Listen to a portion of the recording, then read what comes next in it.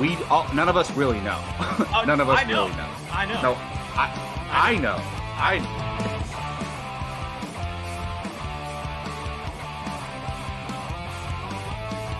Perfect timing, Keith. Keith, what's up? Your favorite movie of all time. Step 9. Oh, good.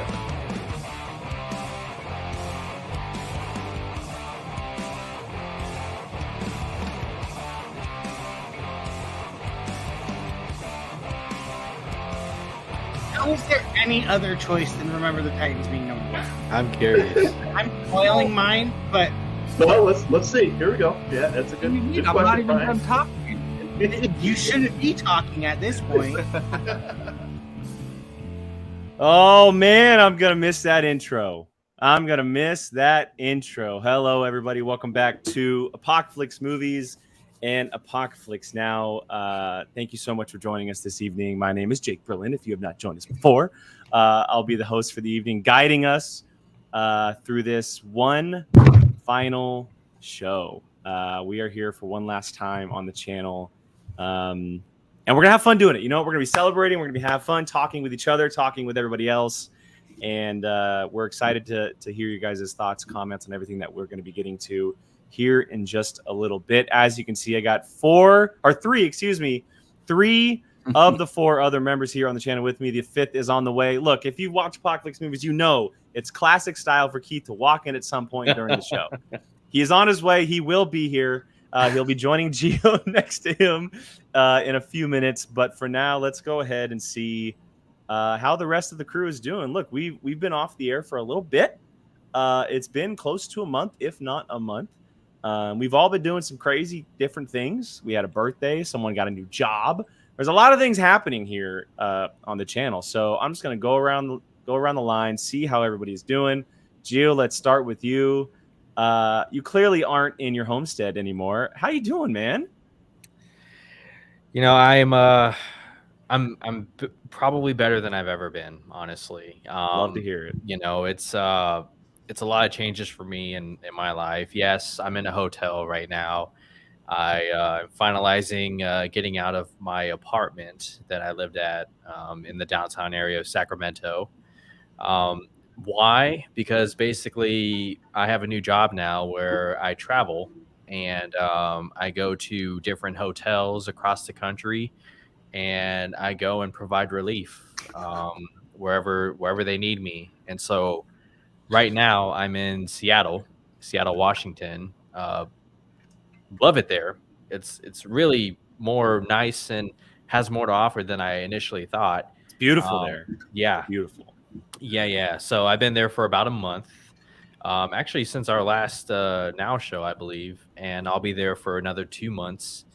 And so, yeah, it's nice to come back here to Sacramento. I still get to visit. Sacramento will be my home base. And, you know, I get to come back every 2 to 3 weeks and catch up and see family, see friends. So, you know, that's an exciting opportunity to still do what I do in hotels, but get to travel a little bit and get to test some new equipment too. You know, since I'm going to be on the road, I can't exactly take a desktop with me. So, you know, I'm on a MacBook Air right now. Hopefully the picture is okay and I'm not lagging. And, you know, got a new microphone too, Rode XDM 100, a little fancy. Yeah. When he popped on the screen, I'm telling, and he can back this up. When he popped on the screen, I saw what he was putting on that tripod. I was so jealous. I've wanted a microphone like that for so long, and he decides to sell all of his shit and buy the best microphone on the planet. Like, come on, that is just one ridiculous. of the best. It's ridiculous. Still according to a lot of experts, it's still the M7 Shrew. I think that's what it's called. But I when I saw this, you know, it was love at first sight. So yeah, just doing that. And, you know, when I do make appearances on Whiskey Jedi and Bartley and Barnes and First Round Fantasy, I got to make sure I have the equipment. Okay. You can't just have the looks. You got to have the sound, the voice. Okay. So anyways, that's enough for me. No, stop it. I had to bring up this comment before I get to the other ones because this is a question that we'll have to answer here in just a little bit. But Vapion does ask, is it true Gio is ending the show because DC won't let Snyder do any more DC movies? Damn, Vapion. Oh my god. Hey, and I'll be paying attention on POV, okay? I'll be seeing a little jabs here and there, okay, buddy? All right. I may or may not have become a what do you call that? View crew, Patreon, okay? So yeah, Did you you might be really? seeing a little bit more of me, Vapion, okay? Oh god, here we go. Oh no. Oh no, the community just got a lot more Snyder heavy. That is no bueno. Boy. That What's is that movie coming out in bueno. December? He What's that wants to movie in come in. December? No bueno. Rebel Moon and just cause. I'm gonna have to mute the Discord for a whole freaking month. Jesus. All right. Moving on to the next member here, Mr. Jacob Barley. Jacob, what's up, man? How you doing? I'm doing well, man. Doing well. This is obviously, a happy and sad day. We're celebrating Apocaflix, but we're also, ending an era, which is something that's been very important to all of us. And it's safe to say, if I'm not mistaken, we all wouldn't be where we are today or be the people we are today if we didn't start Apocaflix and meet each other and come together and just it wasn't our entire lives, but it was an important aspect of all of our lives, and it impacted us a lot. So it's we're all busy. I had a full work shift, get home right away, start this podcast. So it's like you don't really get a lot of time to think about it. But as I started preparing and getting ready to do it and preparing some notes earlier today, it's a little bittersweet, it's a lot of emotions flowing, but I'm doing well overall. I started a new job as well. I mean, not necessarily the way Gio did, but I kind of transitioned positions at a school that I was working at and took on a lot more responsibility. So it's just it's a welcomed burden, I should say. So I'm grateful that I'm in that role, but it's a lot of responsibility. So just taking it one step at a time. And I realized, as we get older, it's not just about the time you spend doing stuff. It's about how much mental effort you have to put towards things. And you could work an 8-hour shift like you always have, but depending on your job that you're doing, that 8-hour shift can take a lot more of your mental energy than when I used to work, serve breakfast at a hotel 10 years ago, what I was doing when I met you guys. I was there. Yep. How much brain capacity does that take? Right. Not to say it's not important. It is, and it does take some mental energy, but things evolve and things change. So it's even though we've all been working our entire lives as we've been adults, but sometimes the roles you step in just change who you are, change what you can take on in life. So kind of dealing with that as I've gotten older and stepped into these new opportunities. And the thing is, we're all growing up, and I've always said this, even recently, I still feel like a kid, to be honest. Sometimes still feel like the 15-year-old kid that I was back then. But then I realized, oh no, wait a minute, you're in your 30s, buddy. You have to realize that and live like it. So just taking it one day at a time, but coming to those realizations, and it's been good. I just, so grateful to have spent so many hours with you guys on screen. So don't start the sentimental stuff. No, yet, I know. Man. I just want to say that. I'm not even halfway done with my drink, man. Wait till we get to here and the tears start flowing, man. Oh, I know. That's just my opening statement. No, dude, hey, it was good. It was good. You started the show off strong, that's for sure. Brian, to the other fellow teacher, you've been quite busy over there, man. Yeah. What are you doing? I mean, nothing changes for me. So. Don't, you know what? You need to give yourself credit at some point. You say the same thing every damn time. Every damn time it's the same thing. Come on. Literally, nothing has changed other than my age, and that happened yesterday. So other than that, I mean, there's Hey, nothing- Happy belated birthday Yeah, again. happy belated Yes, birthday, Brian. Absolutely. Happy birthday. I'm sorry that we're ending the show because of your birthday. I mean, it's just yeah, it Jake happens. tried to end it yesterday on my actual birthday, and then That is not true. That is not can you true. not? I had a couple dates suggested to me by other members that I will not name. There's only 3 of them. I mean, so it was pick. a Tuesday. It was our Personally- normal show day. Personally, I think Jake forgot my birthday was the 5th, and that's why he said it. And then I have proof that that is not the case. So if you want those messages, I can show you. It's Yeah, fine. sure. Believe what you want. No, I'm Believe what kidding. you want. Yeah, no. This is their birthday present to me, apparently. Ending Apocaflix. No, I'm kidding. Jake pitched in on a dope ass birthday present that I just got. My first big boy Lego set. So that'll be interesting. Ooh, nice. Yeah, it's like 2,000 pieces. Already, just Oh, looking boy. at the box stresses me out. Yeah, nothing. I mean, there's literally the only difference is I'm in a new classroom and I get to control the air conditioning. And Jacob's visited me once through a window. Aw, damn it! Yeah. Come on, Jacob. I Gotta do do better. need to Gotta stop do by better. more. You're Definitely. gonna have to stop by more now that we're not doing this on a weekly basis. I know. I mean, Brian has a whole classroom. I have like a little closet where I'm stationed at. Irony. Yeah, I don't know why you wouldn't want to come in my room. I have air conditioning. But yeah, no, nothing really new other than Ahsoka going ham. But that's a whole different. That's a whole Conversation. 2 hour other show that we can do. That And no that has spoilers, time please. for today. I need a. I Oh need to my watch god, I'm not even getting into this with you two right now. This is absurd. I need if to you have watch not it, seen it. And then I Oh made the my mistake God. of Just- going on Okay, Twitter. we're moving on. And then I saw a clip, and I'm like, We're moving on. We're moving on because I'm gonna get frustrated and mad. The fact that you two haven't watched it. Okay.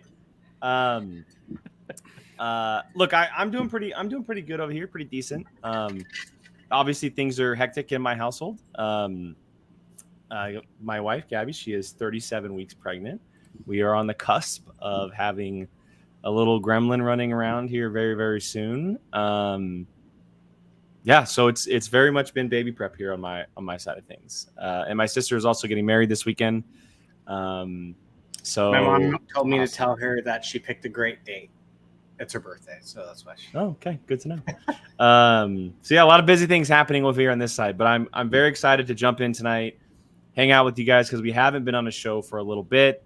Before we get into some kind of topics that we put together for the one last show, we did want to kind of start the show off by just openly discussing between the group of us, or the 4 of us, 5 of us when Keith gets here, as to why this is happening. I mentioned it a little bit in the video that I released for the channel last week, when we kind of made the announcement as to what was happening.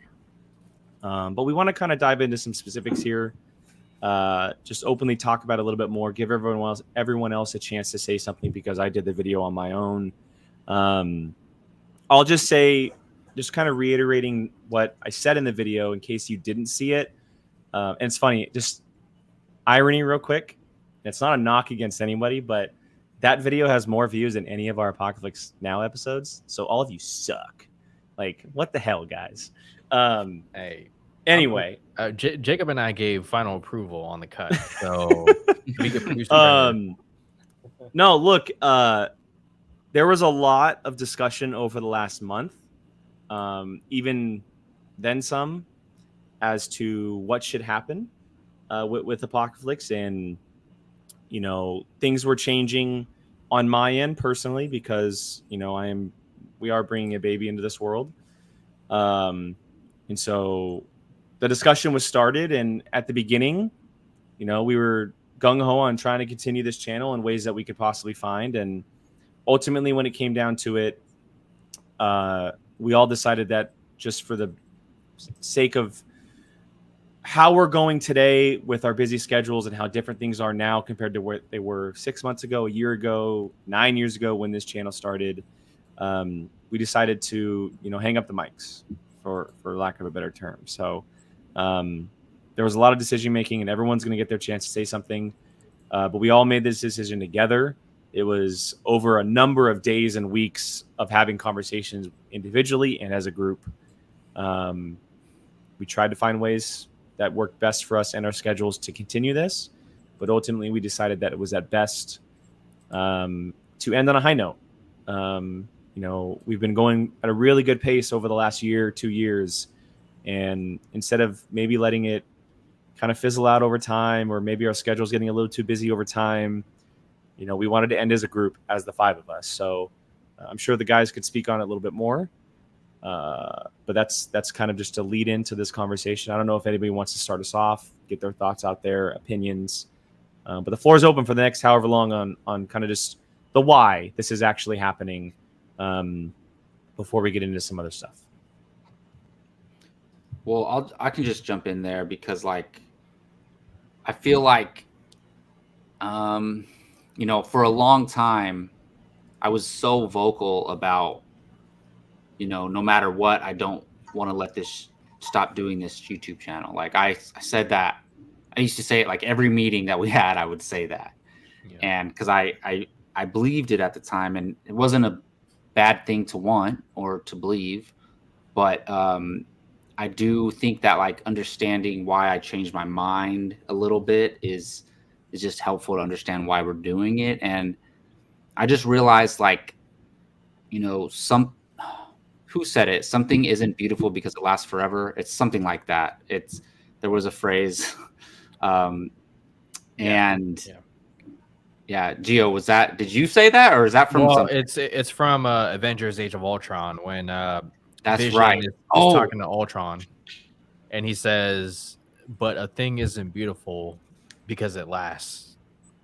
And so I thought that was exactly, and that's what I was thinking. And Gio, that brings me to a flashback. You and I watched Age of Ultron together, downtown IMAX. We went to your brother's hotel right after and had a drink. That just reminded me of that. But yeah, there we go. I knew, I knew I heard Paul Bettany's voice when I said that. And that's the thing, is that's basically the gist of it. It's like, I kind of realized that, well, first of all, what Jake said, that, our schedules are crazy. And, like, I realized we were just fighting an uphill battle trying to, like, coordinate schedules and figure out. At first it was about our ancillary shows outside of Apocaflix Now, right? We just couldn't get them together. And it's not that we didn't want to, we wanted to, but our schedules just didn't allow for it. And then obviously if one member, 2 members are not going to be able to be a part of this, it's going to make it a lot harder to sustain it. And I did come to a realization that it's not a bad thing to I don't know what the proper term is. End it is not the right term, but to just retire it, I would say it's more of a retirement in a way, a celebration. Like, in my eyes, we made the Hall of Fame, saying we're retiring. So I look at it as more of a celebration. It's not it doesn't have to be a sad thing. And yeah, so it was just going to be us forcing it if we tried to keep it going, in my eyes. And you should never do something, out of stubbornness or just pride or something. You should do it because, you can and you want to. And yeah, so I just think it is a sad day because of, obviously something that we did for so long and we enjoyed so much is coming to an end, but it's not a bad thing. I would say it's not a bad thing. So that's where I'm coming from. Yeah, I mean, I don't have too much more to add on top of what Jake and Jacob have said. It's a lot of, just us maturing more in adulthood, and, whether it's becoming a parent, taking on a promotion, taking on a life-changing, job, whatever it might be. There were discussions on how we could potentially continue Apocaflix once Baby Berlin came into Jake's life.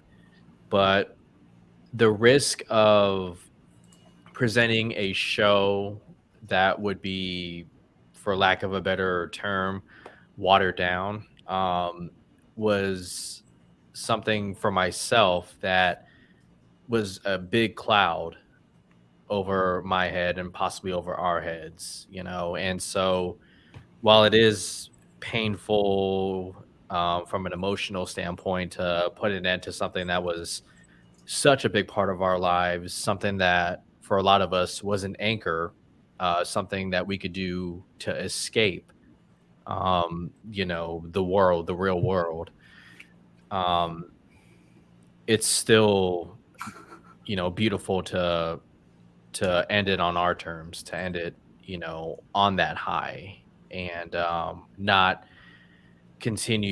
forcefully continue and present a product, a show, entertainment, hopefully, that reduces in quality, and you can clearly see the audience that it's struggling, So only thing left to say is just how grateful I am personally for the last 9 years, and to be able to occasionally go down that road and see past videos and whatnot and conversations, and how much those conversations might be relevant today, just stuff like that. So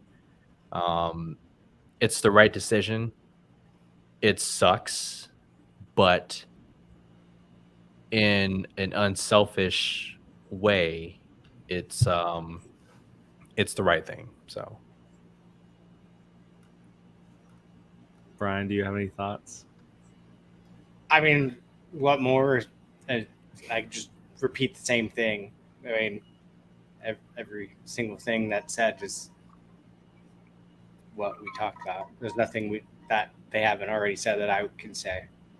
So, yeah, sorry, Brian. That's because you're going last. It's like what more? Oh no, I don't care. I'm fine with it. I can just babble, but I mean, it's eventually just going to be the exact same thing. Yeah, it's tough,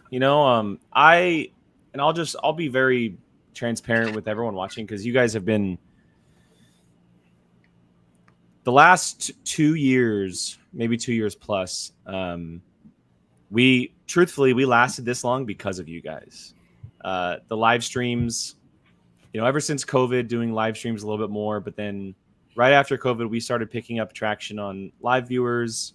We started with 1 or 2, then we jumped to 5 or 6, and then we eventually jumped to 10 or 12. Right now we have 18 to 20.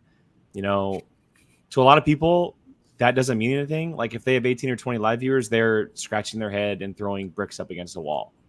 But to us, like I'm telling you guys, it means a lot. Like I could really, the amount of times I could go back and voice to everyone watching, the second we get off a show, how many times we have said, "Oh, do you see how many viewers we jumped up to that episode?" It true. Like we've always done this as a hobby. For a lot of other people in this space, it's their job. It's their numero uno. They wake up, they do this, they go to sleep, they're making money off of it, etc. We've talked about it plenty of times to open shows. We do this after our full-time jobs. We go to work, we come home, we jump on the mics, we're doing it late because we love doing it. We're just very passionate about talking movies with each other, talking TV shows with each other, anything that we can get to, we love doing it. And I've been telling the guys since I kind of made my decision, which was earlier on than theirs. We've been doing this a lot longer than a lot of other people. No matter what our numbers show, whether or not we have 50 views, 120 views, whatever, like, sure, views are great, but the fact that we were able to continue on for 9 years, like I went back last week and kind of just like scrolled through the channel. I filtered it from very beginning to end. So I looked at the very start of everything and like what it all looked like. Jacob and Geo, Movie Talk Express was a terrible podcast name. I'm just letting you know right now. Hey, we loved it. Okay. MTE, but Jacob. No, look, truthfully, I'm so grateful and thankful and proud of the amount of time that we've put into this, because at one point, many of you may not know this, remember this, were part of this while we were doing this, but at one point we were doing 2 Now episodes a week on top of Padawan Podcast, Nerd Nation, and Casting Table. We were doing 5 shows a week. The amount of time we had. It was, How did we do that? Granted, like that was at the end of our college years / into COVID. Together. Yeah, like it was a very different time. Yeah. It was a very different time, but we were very much into talking this stuff with each other and enjoying the time talking this stuff with each other, even if it was passionately yelling at each other, disagreeing, getting excited over stupid stuff, like whatever it may have been. We spent 9 years on YouTube. And there are a lot of people that would not have lasted that long at the size that we were. Like, if a lot of people 9 years from, if they started a YouTube channel 9 years ago and they were looking at themselves now and saying, hey, I only have 5,300 subscribers, what's going on? They'd probably stop doing it. But we were continuing on with the numbers that I can't tell you guys how juiced we were to hit 1,000 subscribers like 3 years ago. It changed everything for us. Like, Yeah. and it was probably longer than 3 years ago, but yeah, I was gonna say you guys had it. I just put a number on it, but like we saved channel when I came on. I'm not even acknowledging that. We truthfully are so like happy at the content that we put out. You know, all the different types of videos and podcasts, and you know, I got to give a big shout out to Rachel right here, because Rachel's our 6th member, has been for a very long time. And today on Twitter, if you did not see it, she did her top 5 like nostalgic memories of the channel. Yeah, I saw. And what the first video she ever found of us was our Captain America Civil War video, which shortly afterwards we brought on Keith and Brian to the channel. So for the last 7 years, this show. For the last 7 years, it's been the 5 of us going at it, creating these shows and content. Again, whether it's been 15 views or 100 plus views, some of our trailer reactions have caught fire over the years, which brought us so much joy to see the number of people watching and enjoying our content like that. But as the boys said, like, we're not the same people as we were 9 years ago. We're not the same people as we were 2 years ago. Like, things change. Priorities change. Lives change.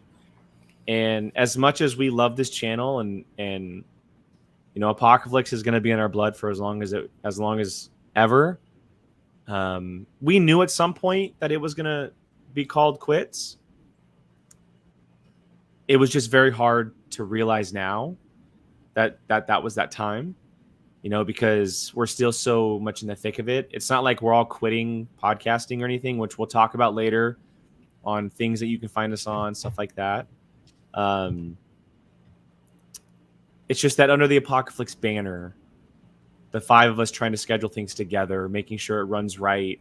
Jacob mentioned, as far as I think Gio might have mentioned it too, not kind of doing it half-assed, you know, a week here, skipping a week there, like that type of stuff. We wanted to make sure we ended it together on a high note. It's bittersweet. It's very unfortunate. It's going to sit with me for a while.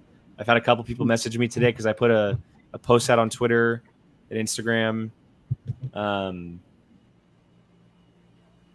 yeah, I mean, I think I'd much rather end it with you 5 than, you know, me step away and see you guys just struggle with your time and your lives. You know what I mean? Like, because we're all busy. You know, Jacob mentioned he came straight from work. Like at 7:30 at night, he came straight from work. Like, the dude's working hard. The dude is working hard. Gio's off in gallivanting across the world. Like, the dude's working hard. So, yeah, it's tough, and it's going to be tough for a little bit. But we think it's the right call. I will just say, and again, we'll talk about this later on, we're not going anywhere as far as in the space. And I wanted to make sure I mentioned this while everyone was watching. The channel will stay as it is. It's not being taken down. It's not going to be like paused or anything. It'll stay up for people to find it in the future. But what we're also going to do is repost all of our other links to the channel for everyone to see. So if you are watching this, like, I'm going to unsubscribe because no, they're going to be putting content. Don't unsubscribe. Just leave it. You guys can find other channels that we're at, the other links, the other stuff that we're doing. We're going to be using the community tab to post videos, post updates. That goes the same for the Discord. We want to keep our Discord community together, still talking stuff with everybody, chatting away on whether it's Gio and his rumor stuff, or, Brian pops in for some books or Lego talk or whatever it may be. Like, we're going to be in there talking all of our movies, television, things we like to talk with you guys. Fantasy football. Fantasy football. Right Jacob. here. Like, it's This guy here, right? Here. We want to keep all of that together and make sure that it stays strong. And unfortunately, like, I was trying to lie about it, but Sean Sullivan did buy the channel. He bought it. He bought it out from under us. So it's taken care. It's gone.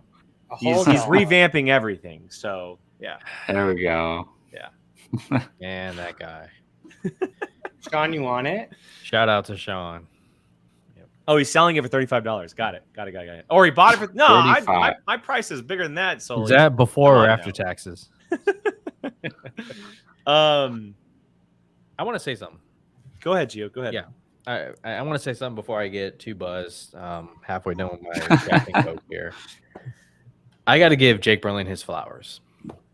I feel like I need to do that, not out of obligation, out of love, because I remember the day when the idea of merging whatever channel Jake's was called. I don't remember your old Attack of the Movies and Movie Talk Express. It was just a blog review site at that time.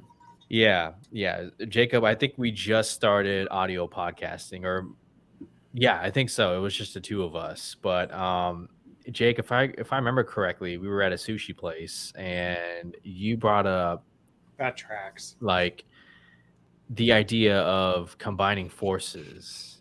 You said forces. You might have been merging forces or combining forces. Like, what do you think about it? Like, Jake with Jacob and Gio, and coming up with a new name and whatnot. And I talked about it with Jacob. We're like, yeah, why not? I mean, we found somebody who also likes talking movies, who kind of does what we do on the side. Absolutely, let's do it. Movie Talk Express. Say what? No, Brian. So they had Movie Talk Express. I actually had Apocaflix Movies. Well, you changed your name to Apocaflix Movies right before. No, so I had just changed it, and I was like, we'll take your channel, but we'll put my name, and boom. Yeah. There we go. Yeah. So wait, he had the clever name, but you guys had the views? I mean, we already started a YouTube channel. I didn't have a YouTube channel. Yeah, so we basically combined forces, and I was reviewing movies on my own blog, getting a lot of good hits on it, and we had you on as a guest a couple times before. Movie trivia. Do you remember the first episode that I was on? Wasn't I know it? You came to my uncle's house. Yep, sure did.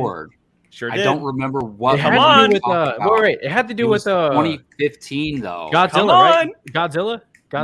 Nope. No. It was the Ant-Man review. Ant-Man was my next guest. Oh my god.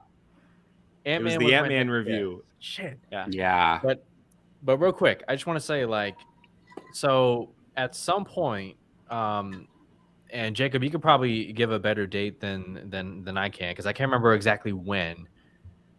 We decided we need somebody to spearhead this channel. We need one person to kind of be the Red Ranger of, the Apocaflix movies. Sorry, go ahead. No, and Jacob, I absolutely, as soon as I'm done, please come in, and if I got anything wrong, please correct me. But you had talked with Jake and decided he would be the best fit. And I'm not going to lie, for a little bit, it kind of bothered me that I wasn't included in the conversation, but I was also going through my own stuff at the time as well, being in and out, dealing with external life, heartbreaks, and all that kind of stuff. Full transparency. Let me just say, Jake, what you have done for this channel your drive, your commitment, your tolerance level, your threshold, and trying to get the other 4 individuals on the same page and make a show out of this, and what you've done as far as learning, teaching yourself about thumbnails, reaching out to other people, third parties to help out with intros and whatnot. We would not have gotten this far as a channel without what you have contributed. And I just want to take a moment, even if it's for myself, to just say thank you. Thank you for what you have done. I see it, I appreciate it, and I love you for it. And you better damn well believe that even though you're about to be a father, a great loving father at that, I'm still going to reach out to you and see what you can do with your talents as far as I producing. thought he was going to say, ask you to make thumbnails. And thumbnails, all that stuff and whatnot. I'll have a little bit of time, just a little bit. Just a little bit of time, but I'm gonna make sure you are compensated and whatnot, because that's just a testament of how talented I think you are. And I'm not Appreciate it, man. I'm not kissing ass, I'm not blowing smoke, anything like that. That's just a fact. So Thank you. Really, I appreciate it. No, I've told you guys this personally, but I felt a big burden being asked to do that, but I also felt very honored when you guys did ask me. And you and Jacob may have talked about it individually when we first merged. But I do remember when you 4 came to me and told me that. When? Because I it was remember it was one drunken night at a Halloween party at Brian and I's house. Yeah. Oh So my the God. thing is, Gio wasn't there. I wasn't there. But And- I think you and Keith had talked to him or something. But Yeah. it was a drunken Halloween party at Brian and I's house a number of years ago. You guys were the last ones there. We were sitting outside. Jacob, I could hardly take Jacob serious. hammered. 1, he was Jacob- drunk. 2, he was dressed as Matt Murdock. So it was like, And he had just jumped in our pool in his underwear. I can't believe I Okay. missed that. Oh my god. But and I still have pictures somewhere. yeah, it was.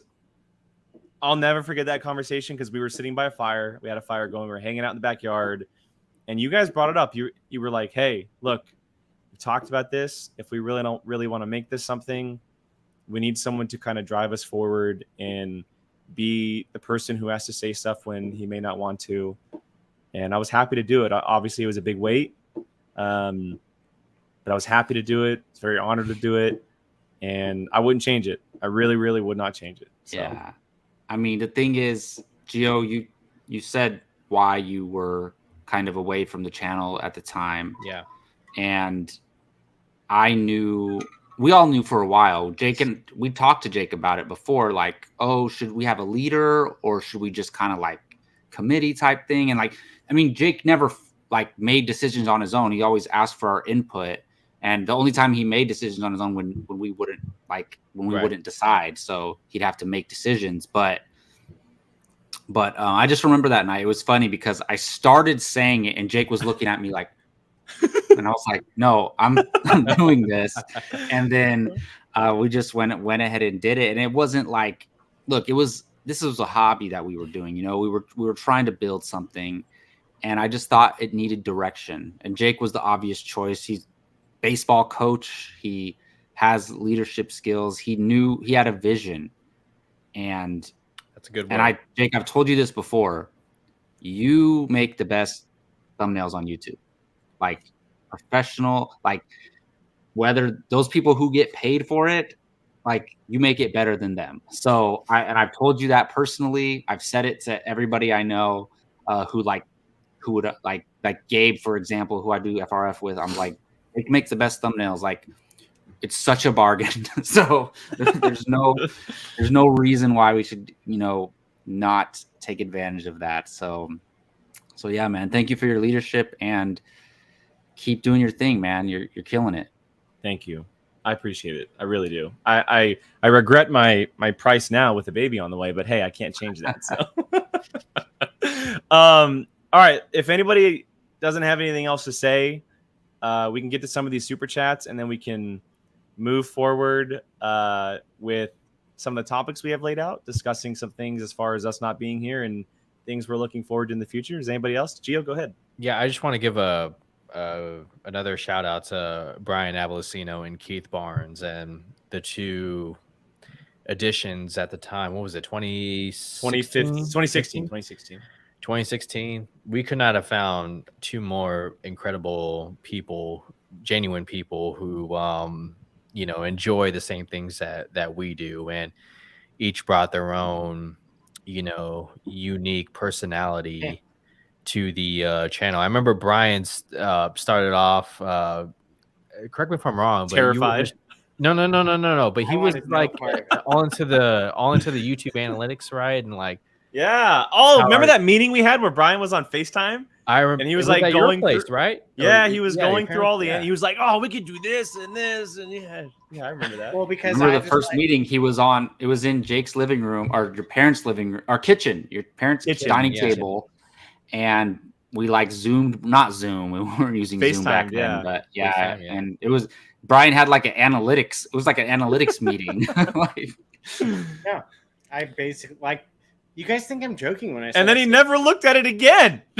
No, because you got into it, and I was like, he can handle it. That was his way in. That was his way in. He's just like, let me. You know how hard I had to get Jake just to talk to me in PE class about. Okay, here we go. That is such bullshit. That is such bullshit. Man. I had to make friends with Gabby first because Gabby. You brought Gabby into this. Such bullshit. Whatever.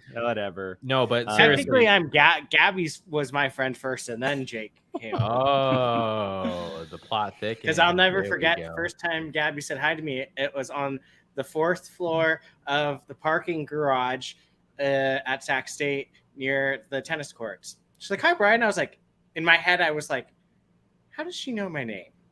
And then I was like, "Hi, how are you?"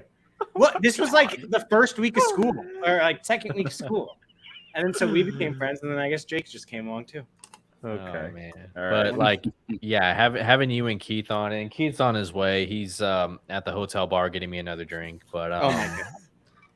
But yeah, you guys, I am happy I have met you, Brian, and Keith when he gets here. You guys are wonderful people, and you better stay in touch. All right, I better have you on Fandom United. You've yet to make an appearance. Okay, that's fine. I'm sure I'll have plenty to say once Green Lantern comes out. That's for goddamn. Oh baby, Green Lantern. Anyways, that's another. No. You're fine. Yeah. We're taking the time talking about it all. So no, Gio, I back that up. Yeah. So thank you. Absolutely. And I mean, we'll talk about Keith when Keith gets here and talk to Keith, but they kind of came around the same time. Obviously, I think Brian came along first, but Keith was like within days. Keith was not too long after. I remember the first time Keith came to Jake's parents' when we shot our epic channel trailer. Hey, yes. Which was Rachel's what? Number 5 or number 4? I think that might have been maybe 4 or 3 on Rachel's nostalgic memories. Yeah. I remember when we rewatched that. It was God, I hate it. Was bad. That was but bad. Jacob, I will say, Keith stumbling upon our crew was more bizarre than Brian because you found Keith. It was at a random Mark Ellis, right? It was Mark Ellis's comedy show, right? From Schmoes. Yeah, well, Mark Ellis was opening for someone. Yeah, and it wasn't even Mark Ellis's show. He was just opening for someone. And here in Sac, by the way, everybody. In Sacramento. So for those watching who may not know, hold on, my fucking Siri went off.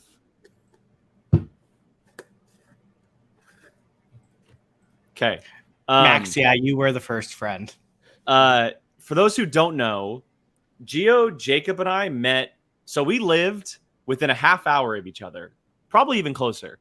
Yeah. We met in Los Angeles at the AMC Movie Talk 100 Millions View Party. Yes. We were literally standing back to back in line. I heard them talking about Sacramento. I was with my sister. I'm like, So I say something, and then from there, it turned into this. Yeah. And then you fast forward a couple years, and coincidentally enough, Gio and Jacob met Keith at a Mark Ellis comedy show, which is essentially kind of in the same vein of where we met. So it was very just giant coincidence on how this all came together. That's life, man. That's just, man. And Jacob, he was wearing a Smosh No shirt, right? That's the whole reason why Keith was, yeah. And oh man. and yeah, it's crazy. I mean, obviously we've talked about how we all met several times. We have the car ride episode where we talked about so good. Such a great episode. We even phone called Brian in it, so it has all 5 of us in it, even though Brian wasn't in the car. I don't think I've ever listened to that. Okay, real quick plug. For those who want to listen to a great audio video, we did it on video, but you can listen to it audio-wise if you want to. We went to it was a Schmodown Awards a number of years ago, the 5 of us. As a group, we got a hotel, we hung out. Jacob, Gio, myself, and Keith rode down in a car. Brian drove himself, and we shot a podcast on the way, recorded it. We called Brian for a little bit. So it's all about the beginning of how this all started. You can find it on the channel somewhere. I think it's under Spotlight. I could be wrong. And yeah, so Sean, I saw Sean for the second time. He was sitting directly in front of us, and then that sparked us bringing Jill, his fiance, onto POV as one of our co-hosts. No. That was the night you and I decided that we should make POV. Yes, but we met. Yes, we re-met Jill, and when we decided to bring a co-host involved, we were like, oh, let's get her. Anyway, go listen to that show. Right? That was the night that Jake and I were like, we're taking down Call to Action. And we did. But go listen to that video. It's great. We did an audio podcast. Keith recorded it. It's right. Yeah. Ooh, look at that red blazer. So sick. God. What was I doing? Screenshot it. No, don't. Oh, hi, Jill. I am so glad you did. So it's a great audio podcast. But Jacob, sorry, go ahead. My bad. Oh no, I mean that's what I was getting at is like it's like the way we all came together was pretty unique. And obviously Brian's was, he was your guys' classmate, so it's like it's not too far-fetched. But then the Keith thing is like, I didn't think we were gonna meet Smosh No fan because it wasn't a Mark Ellis show. If it was, I would expect that. Right. But he was just opening for, I forget the comedian's name, but some guy that used to be on like Chelsea Handler or something. Thank you, Rachel. And Queen and he was wearing a Smosh No shirt, and that's how we connected. Like, and so was I actually, obviously, because like where else do you wear it to than a Mark Ellis comedy show? Over here. And we connected right away, and we exchanged contact, and it's crazy. It's crazy. But yeah, I mean, obviously Brian and Keith, they're just as much a part of it as us 3 originals. So I was getting ready to call it security and hotel. So glad they joined. 100%.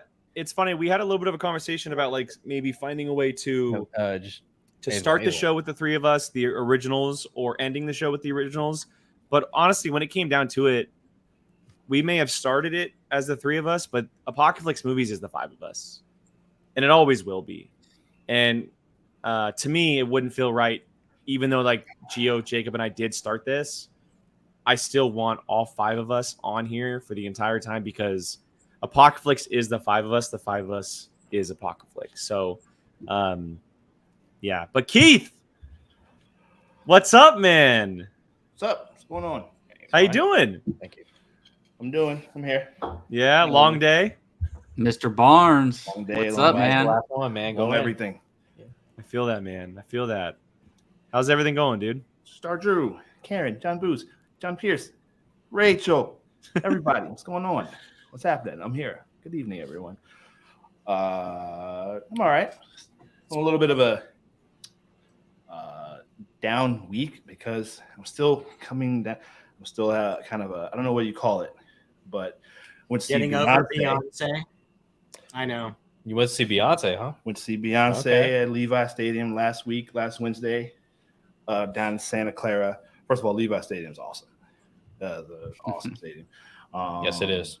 Even more awesome team. So, Hey, listen, well, when you walk around there, you can just kind of, even though it's new, like it's not like Candlestick, of course, but you can still feel the history around. They got statues everywhere. There's a statue of Montana. talking about 49ers, San Francisco 49ers. Oh, yeah. Some people are like, what are they talking about? Santa Clara, California, Levi Stadium's where the 49ers home stadium. So, yeah, it's awesome. It's really nice. But, I mean, the concert was spectacular. I was in awe the whole time. It's the biggest show and biggest and best show I've ever been to. And I miss her. I could have sat there for another. It was about 2.5 hours. I could have sat there for another 3 hours. You miss Beyonce? Yes, I do. Okay. I missed. Yeah, no, I'm still like it's still been on my mind this whole time. It was pretty amazing. It was pretty amazing. So, man. Well, good to see you, man. We've obviously been spending the first hour kind of just discussing things, talking about things. We kind of all put our thoughts out there. So it's the perfect time now that you're here to take the floor. If you got anything to say about the decision, anything that you'd like to say about everything going on. I don't know. What do I say? I don't know. What's everybody been talking about before I got here? The decision to end the channel and how you what Apocaflix has meant to you and how you are coming to terms with it. So. Well, it's listen, I can say this. We're talking to you guys are my friends, all these guys watching, everybody here, Gordon, Curtis, everybody's my friends. I don't love it. Okay. These guys are my friends, and I have other friends. Like I have a group of friends. I don't see them as much, obviously. You guys are my only friends that I talk to regularly. So I'm talking like literally every week, so which is why just to slight reveal peek behind the curtain, which is why I was so pushing so hard to keep it going as much in some form, behind the scenes.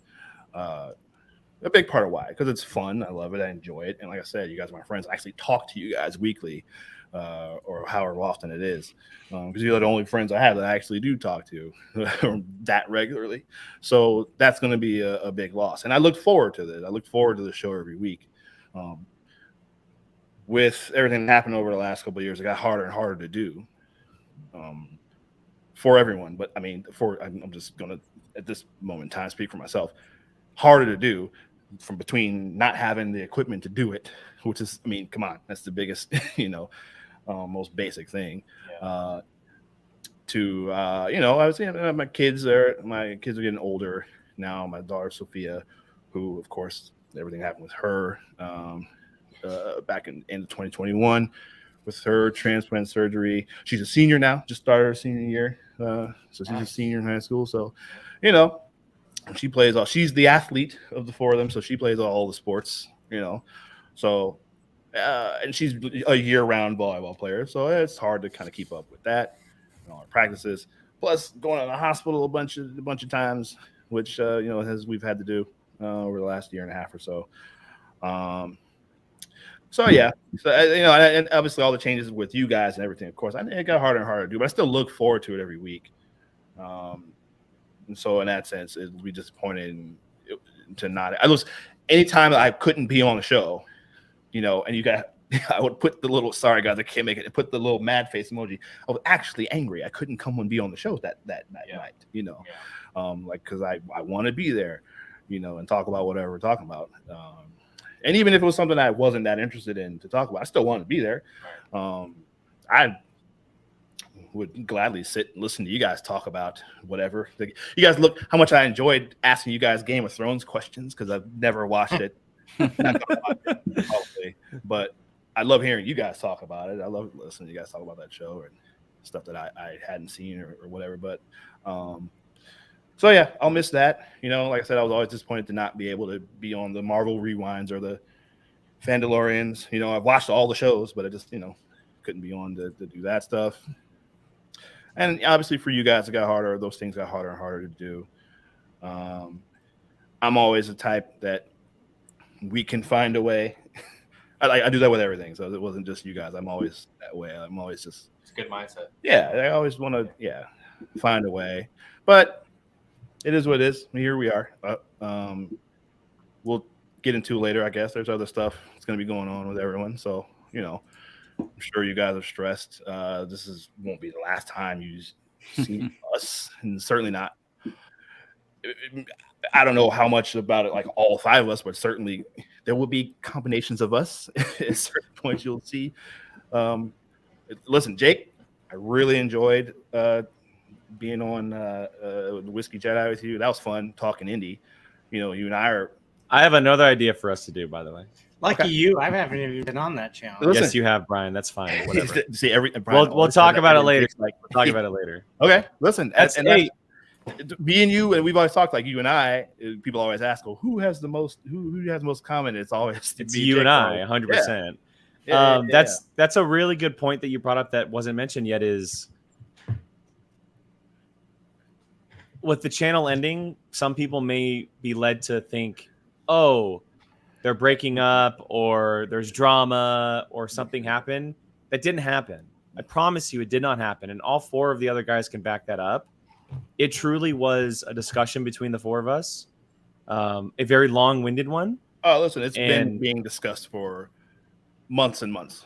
Yeah, it's a long one, and I will say, to back up what Keith is saying, you will see a couple of us on other shows, or we've already talked about maybe once, twice, 3 times a year about the 5 of us getting together on one of the other channels for a show together with us. So you will see us again as a group, as friends, hanging out, talking movies like we do, but it just won't be under this banner. It'll be under some other banner, whether it be Fandom United, Barley and Barnes, Whiskey Jedi, possibly POV. Like there's other outlets for us to do this. And we're lucky because a lot of channels, when they do this, they might go their separate ways. We all are in the same vicinity. We all live in this greater Sacramento area. So we have chances to see movies together. We have chances to go grab drinks together, whatever it could be. Like this isn't breaking up because of something bad. I promise you guys. So you will see our faces again. It'll be under a different form, under a different channel at some point. So thank you, Keith, for that. Yeah. And if it was, we probably wouldn't be doing this show. Yeah. There you go. I know. We ended Apocaflix before they brought back Barnes. So I thought it said barely in Barnes. I was like, damn. It says barley. Barley. Yeah. Barley and Barnes. Barley. Yeah. But hey, at least we're missing a letter from each of our names, Keith, not just mine. Yeah. There's no E. There's no E there. So thank you, Star Drew. Yeah. We're eyeing 2036, actually. Mm-hmm. I'm still not opposed to opening this up one random day. Yes. And throwing down a trivia match. I was going to say that. Like, that's no reason. I mean, yeah, 100%. I'm still waiting to whoop this one's ass in Star Wars trivia. So he called me out. I still have more trivia questions. I was actually going to bring some tonight, but you never know. You know, from the time that I challenged you to the time, like, as soon as I challenged you, slowly, like, your Star Wars knowledge just past mine completely. So I would get my ass whooped. Honestly, I would.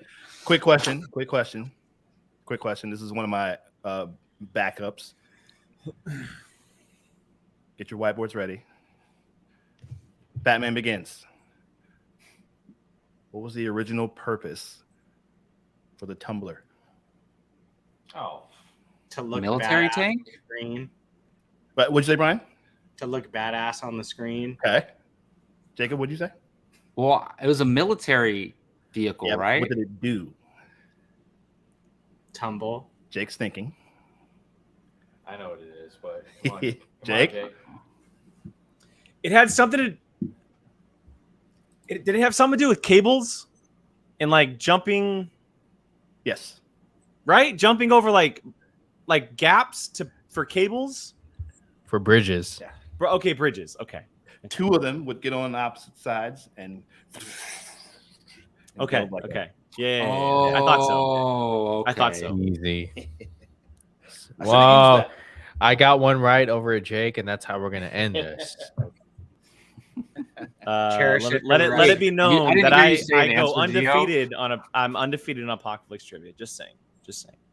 All right. Look, we've I know that it's obviously important to talk about, but I do want to get some of our topics, kind of move the show forward with some fun movie conversation before we do end this. Before we do, I want to bring up all the generous super chats and comments that we have gotten so far. I'm going to go down the line here. First one here, almost an hour ago. Thank you, Sean Soley. Thank you so much, bud. I'm going to take this moment to also announce the PJ Campbell Network, also known as Off the Rails, is done making videos as well, as you guys were like 2 years ago. But thank you, Sean. I appreciate it. Thank you. Oh, damn.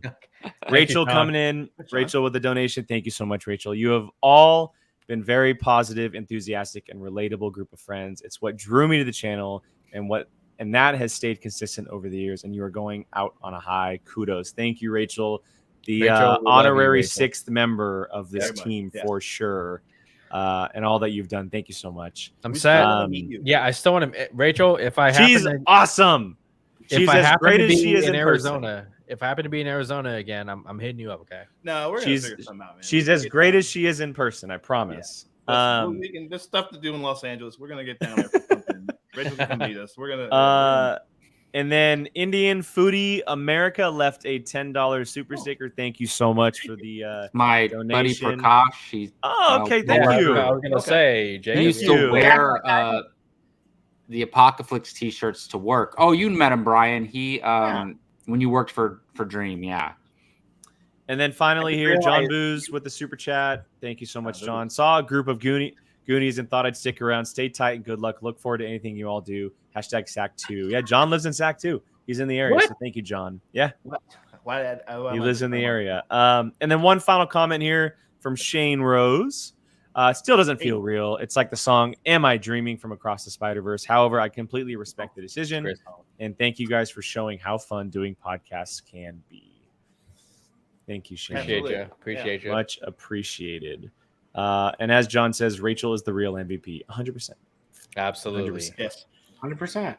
Our Oscar show? We were watching the Oscar watch along in, was that 2020? It was our first ever live chat. Yeah.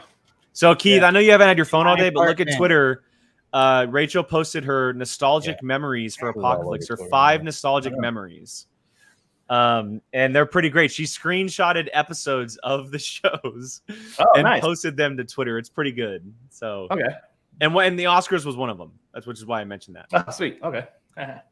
All right. So look, we're going to get into some of the topics that we threw together for our last show. And they're very much focused on, we're not going to be around to talk about some things because we are ending the show as a group. So we wanted to talk about a few things while we had the chance. And the first one that I put together, I asked the guys to bring one thing that you'd like to see happen in the future regarding the industry. It can be a movie, show, storyline, something to do with the business or studios, a prediction or hope or dream, since we won't be on air to cover it. So anything that fits your personal wants, your personal needs, a movie that you really want to see made, a group of movies that you really want to see made, something that within the next year, 2 years, 5 years, 10 years, that you hope to see and that we obviously will not have a chance to talk about since Apocaflix won't be continuing on. Who knows? We may get a chance to talk about it as a group on another channel, but under this banner, we won't get a chance to. So I wanted to throw the topic out there, go around the table. We each have one. And I know some people hate going first, but I'm just going to call someone out, and I'm going to let Jacob be the inaugural person on this topic. What do you got, Mr. Bartley? What is your one thing? Yeah, so when you brought this up, and this is the one thing we want to see in the movie industry, right? This is like movies, TVs, just Hollywood in general. Oh, yeah. This is the first topic that you proposed to us. Okay, so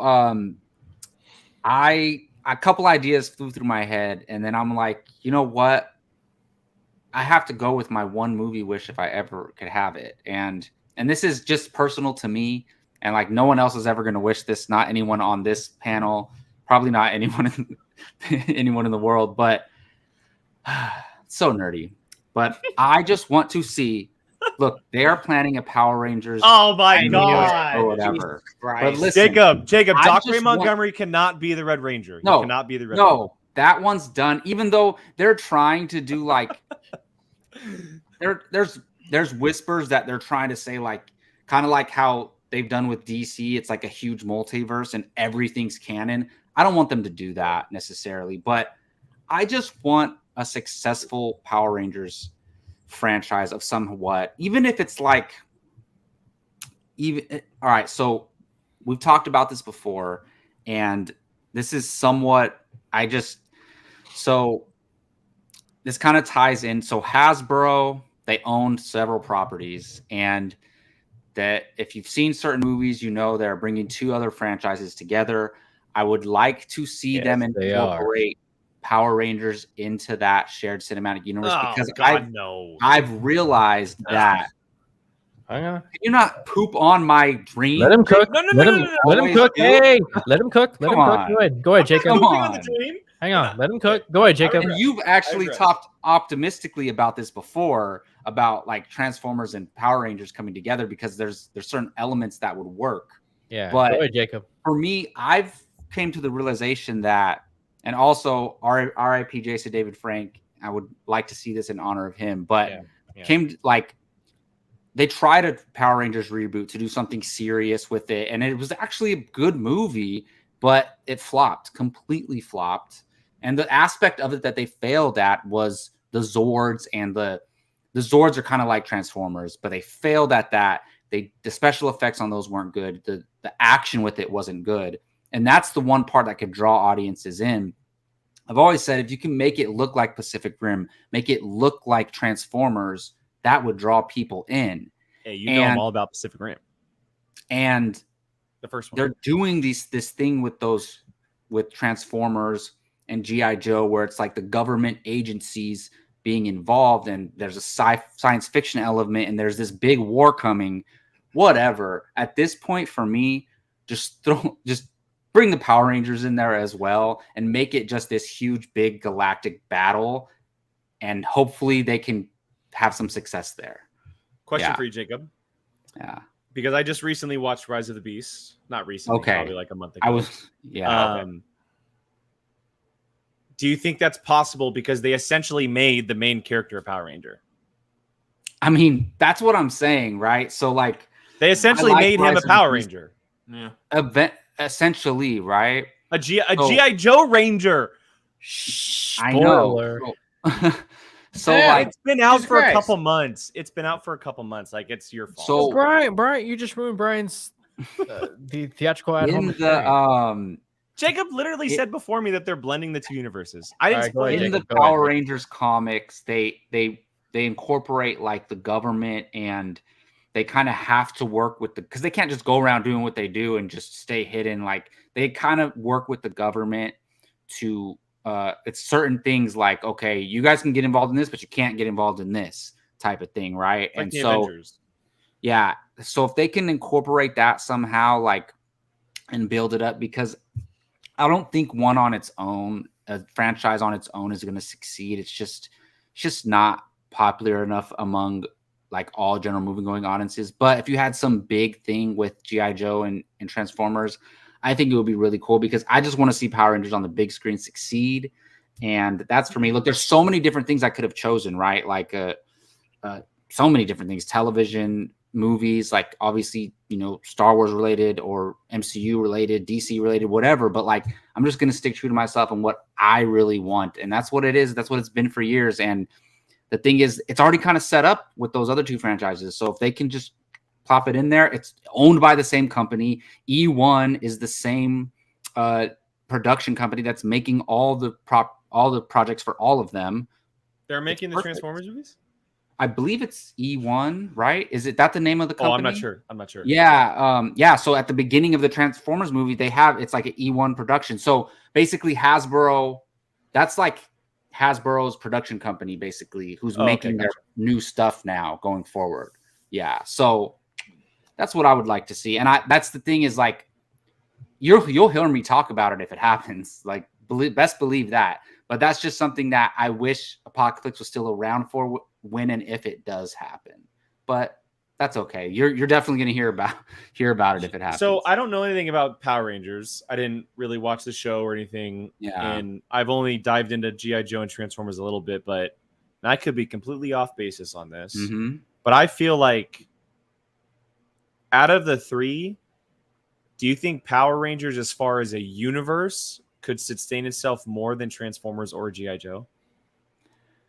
For like mythology and lore, yes, absolutely. It's very in depth, especially when you consider like all the shows. But popularity and box office draw, no. Well, yeah.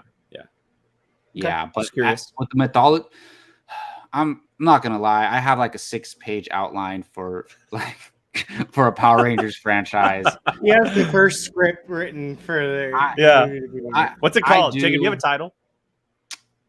No, I don't. But I do have an outline for it. I used to do it in my free time, just sitting there. It's only all I could think about sometimes. But yeah, well, I haven't incorporated G.I. Joe and Transformers. I don't know enough about them to do that. But yeah, well, I mean, you gotta get back on off the grid. That's for sure. That's the young boy in me. That's the young boy in me's wish right there. Look, right after, actually, right around 20 years ago, a little bit before I moved here, I was trying to write Ghostbusters 3.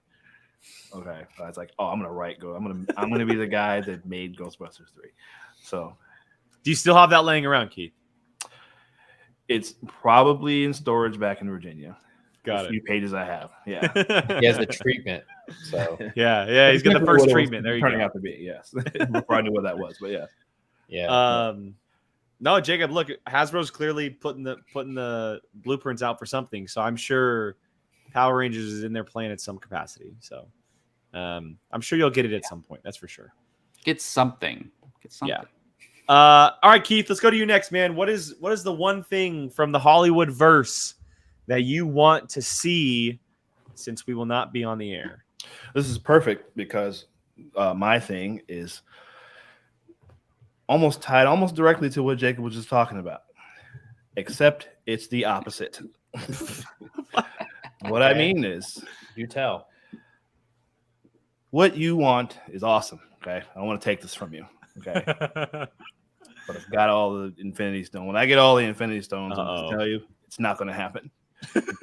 All right, because what I want Hollywood to do is spend less money making these goddamn movies. Please. That's a fair point. That's a very fair point. Spend less.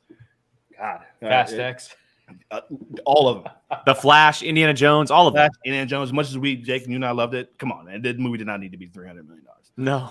And that's why we're in this mess we're in right now, where we don't know what the hell is going to happen with this business, with this industry, any of these movies. Save that. Go ahead, keep going. Well, okay. And it's frustrating. I mean, they're pushing back these movies now.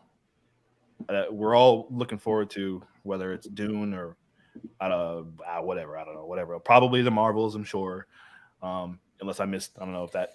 I haven't. It's sticking with this release date. The Marvels is gonna inherit Dune's IMAX screenings. Wow. That's the Marvels is staying. Yeah. That's wow. Okay. Well, all right. Because it's the only movie coming out. Did something happen with Loki, or is that still coming soon? No, that's October 6th or 5th or something like that. That's still. Oh, wow. All right. Well, okay.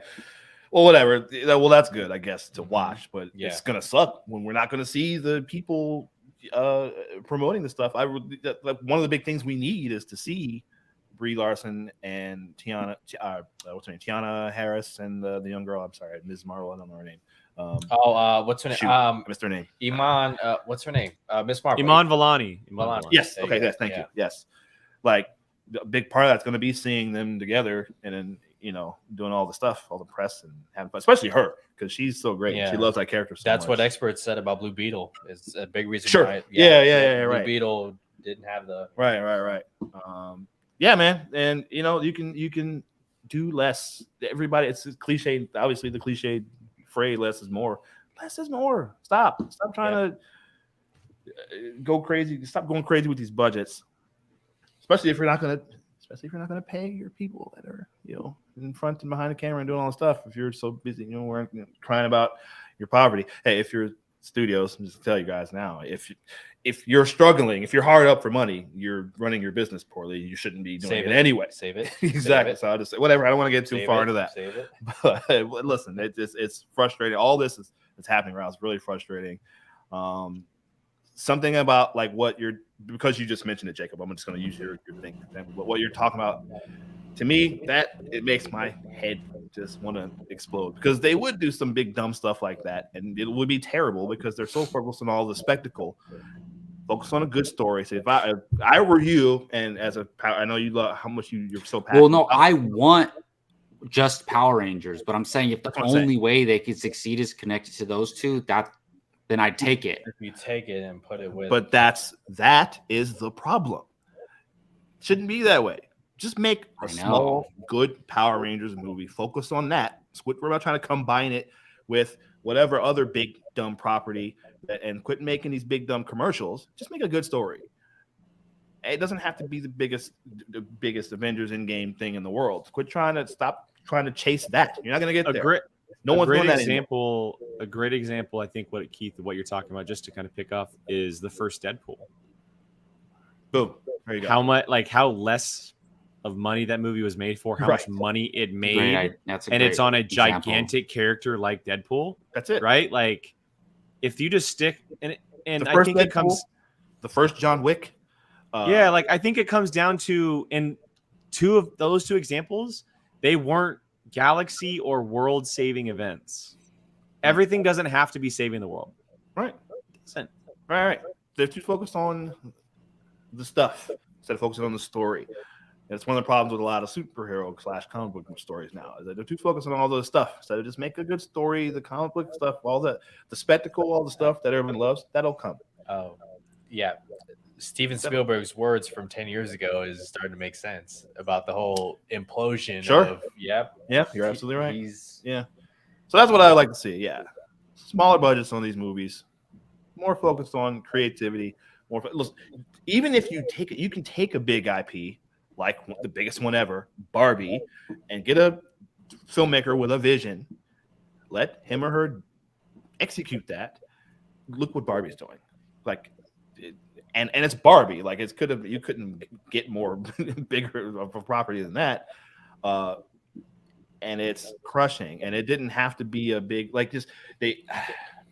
don't know. Barbie also benefited from social media too, and the whole. It helps. What was that hashtag, Brian?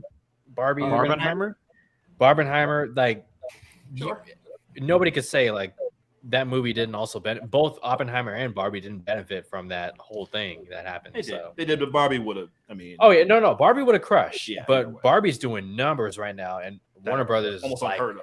Thank you. Well, yeah.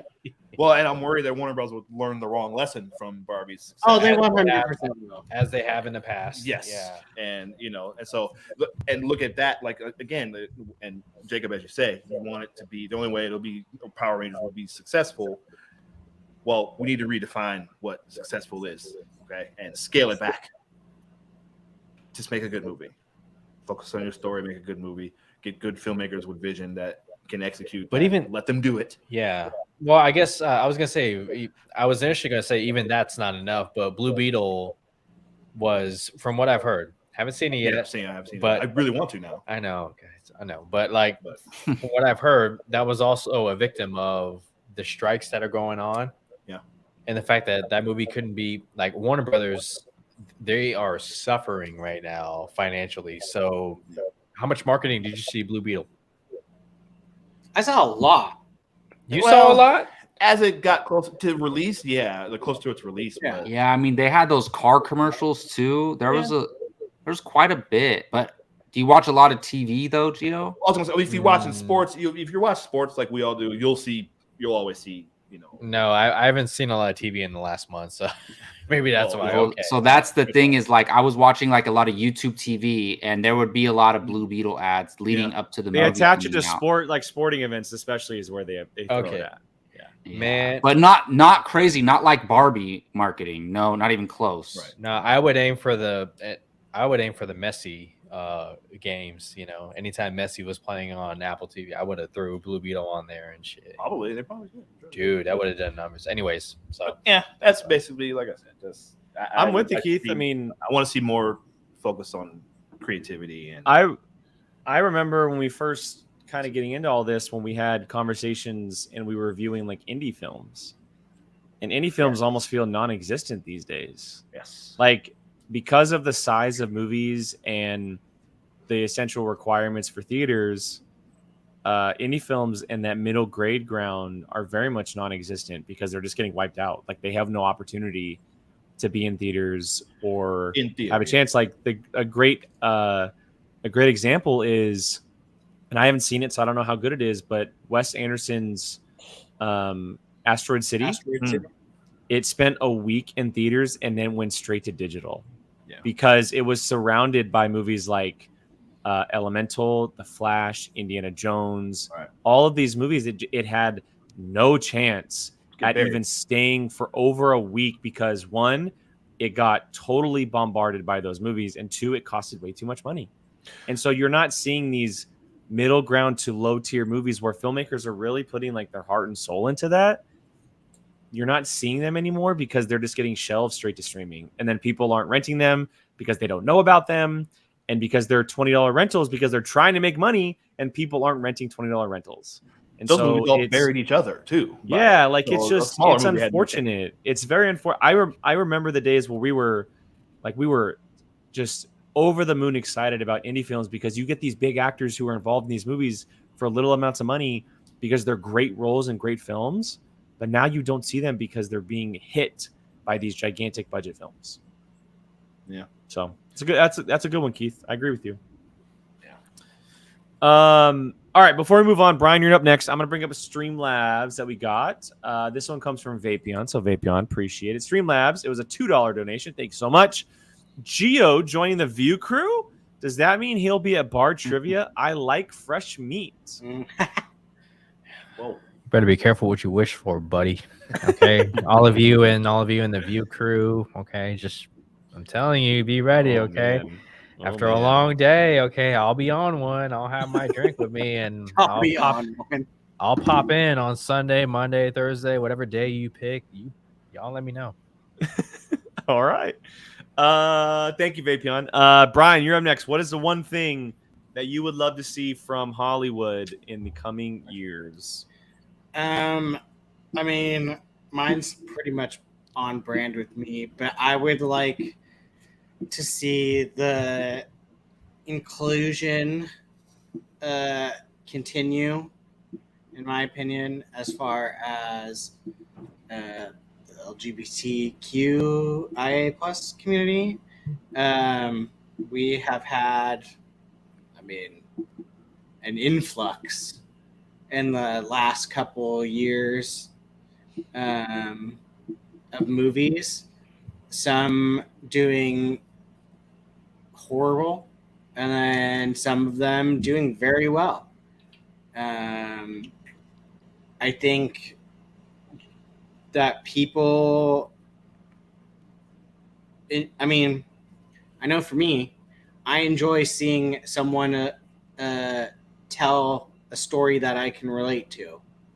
Like just because our community is smaller doesn't mean that we have any less desire to see stuff on the big screen.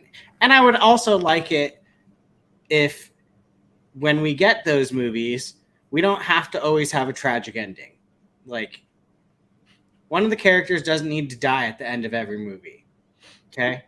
Like Bros. Perfect example. A funny rom-com. Okay?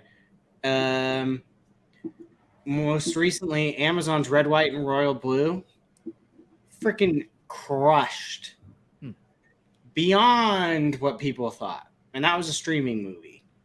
I would have given anything to see what that did in theaters. Because I bet you it would have probably done some numbers. I think it was on Amazon's like #1 movie for like. Oh, it might even still be on it right now. What's it called again? Red, White, and Royal Blue. Okay. It's they took a book that is super popular and made that into a movie. I saw you rated it on a Letterboxd. That's how I heard about it actually. Yeah. I mean, it is like if Amazon did a cheesy Hallmark movie. Okay. but like actually still like decently good. I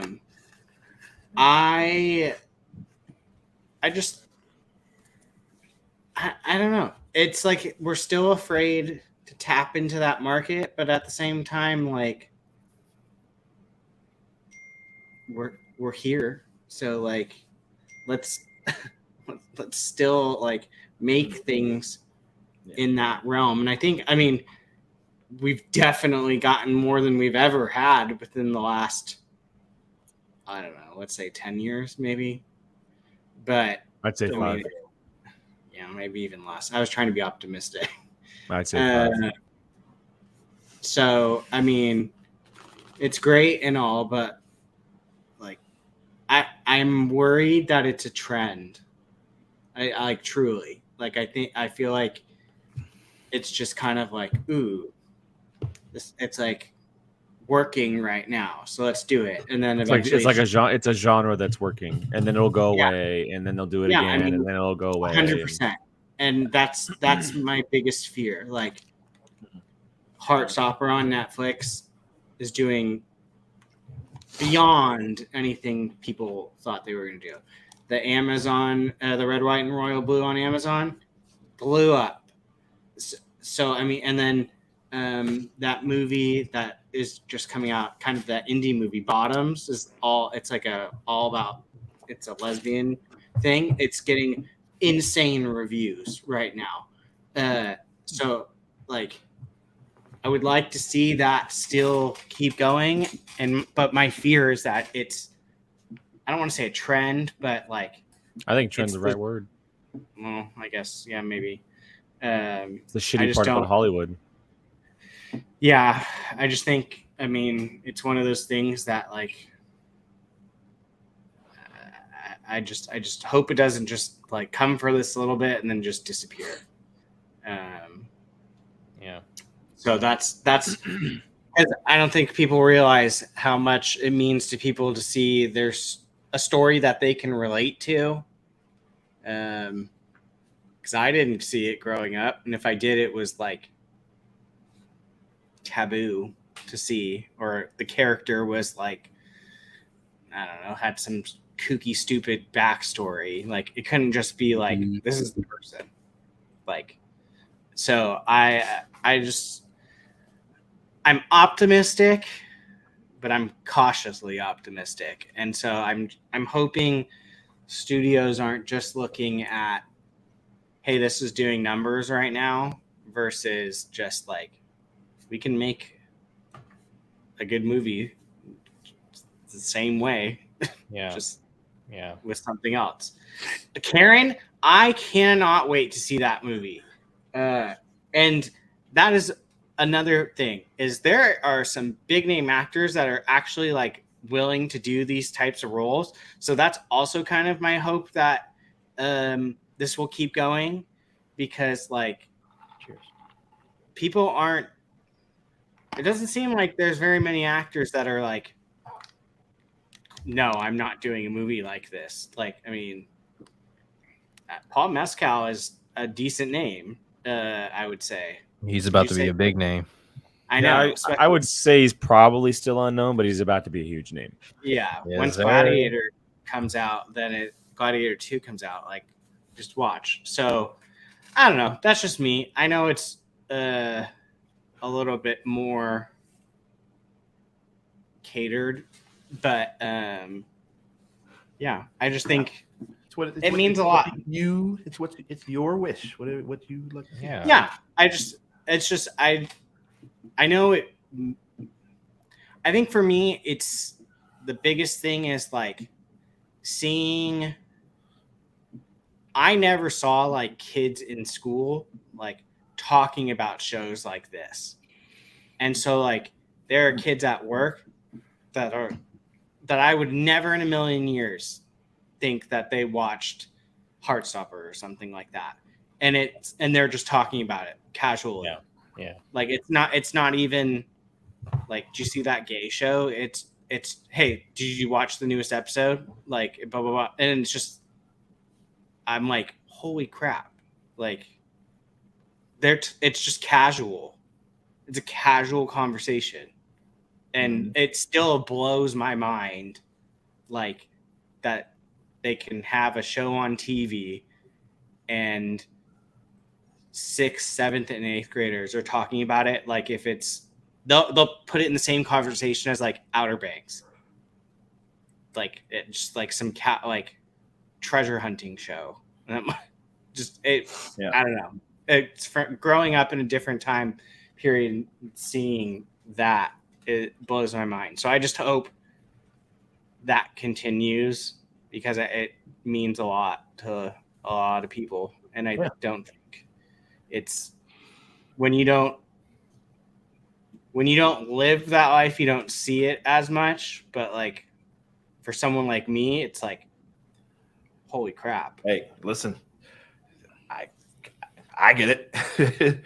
It's just when that discussion was happening when Black Panther was coming out, which is like, we're talking Black Panther was 5 years ago, but yeah, of course you get the usual Jack, and because that movie was so big, $1 billion, you get all the people. Pay no attention to them. Why is it such a big deal? They're always gonna.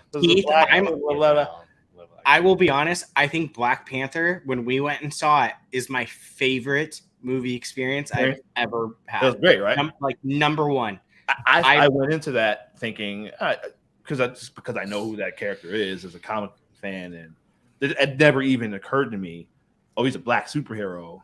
Like not really until we went to see it, and then it was like overwhelming, and it really hit me. Then when everybody's coming on screen, I'm like, oh, this doesn't happen very much. No, where you get into this all black cast like this, so it's like.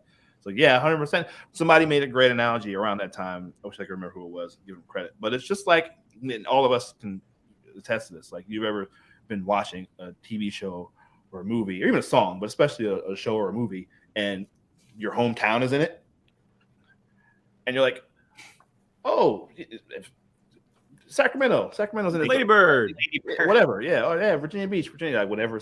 It's and how you feel. That's how I would explain to people. Like that's how that is for 100%. So that's what it's like. So yeah, 100%. Brian, I don't think you need to make an excuse with yours as far as like, oh, it's catered to me or whatever. I think it's a very valid thing to bring up. So you don't need to feel bad about bringing it up or say that it's only because of this. Like, it's a very valid thing. So, and it's a good one because it works in a lot of different ways. And unfortunately, that's something that really does need to change in Hollywood. So, and I just don't need to see everyone have a tragedy. I cannot state that enough. Like, if you honestly are bored, go look up the history of these movies. I guarantee you 85% of them have a tragic ending. Yep. One of them dies, something happens, every single one. Bros was honestly one of the first times I've ever been like, oh crap, it didn't have a bad ending. And so that's honestly, that pisses me off more than anything. Yeah. And I'm going to stop before I keep going. That's a thing for us on, so not to keep batting, but the same thing for us too on social media. 100%. Black trauma, like that's so many movies are 100%. That's why there's so many movies about slavery or some movie about someone overcoming those. You can tell a story about a minority without it having to be tragic. Just with a regular life. You know what I mean? Yeah, that's So. Another one that wasn't mentioned that I was going to bring up, but Blake brought it up for me, is Sex Education. If you have not watched Sex Education, please go do so. The fourth and final season comes out here very shortly. 6 days. It is, huh? Isn't it the 12th? I think it's like it's either this weekend or next weekend. It's probably one of my favorite shows of all time. So it is absolutely brilliant. All right, Gio, you are up next, sir. What is your one thing that you would like to see different with Hollywood? All right. Well, an honorable mention. No. 10 seconds. 10 seconds honorable mention. It's the last show. You'll just say it. Okay. He has to. So James Gunn's DC plan is 10 years. He teased the picture of Kingdom Come, and I would love to see Zack Snyder direct Kingdom Come and him bring back Henry Cavill, Gal Gadot, Ben Affleck 10 years from now after that universe is done. You know what? Zack Snyder is the right guy for Kingdom Come. Kingdom Come is awesome. For that storyline. Yeah. Okay.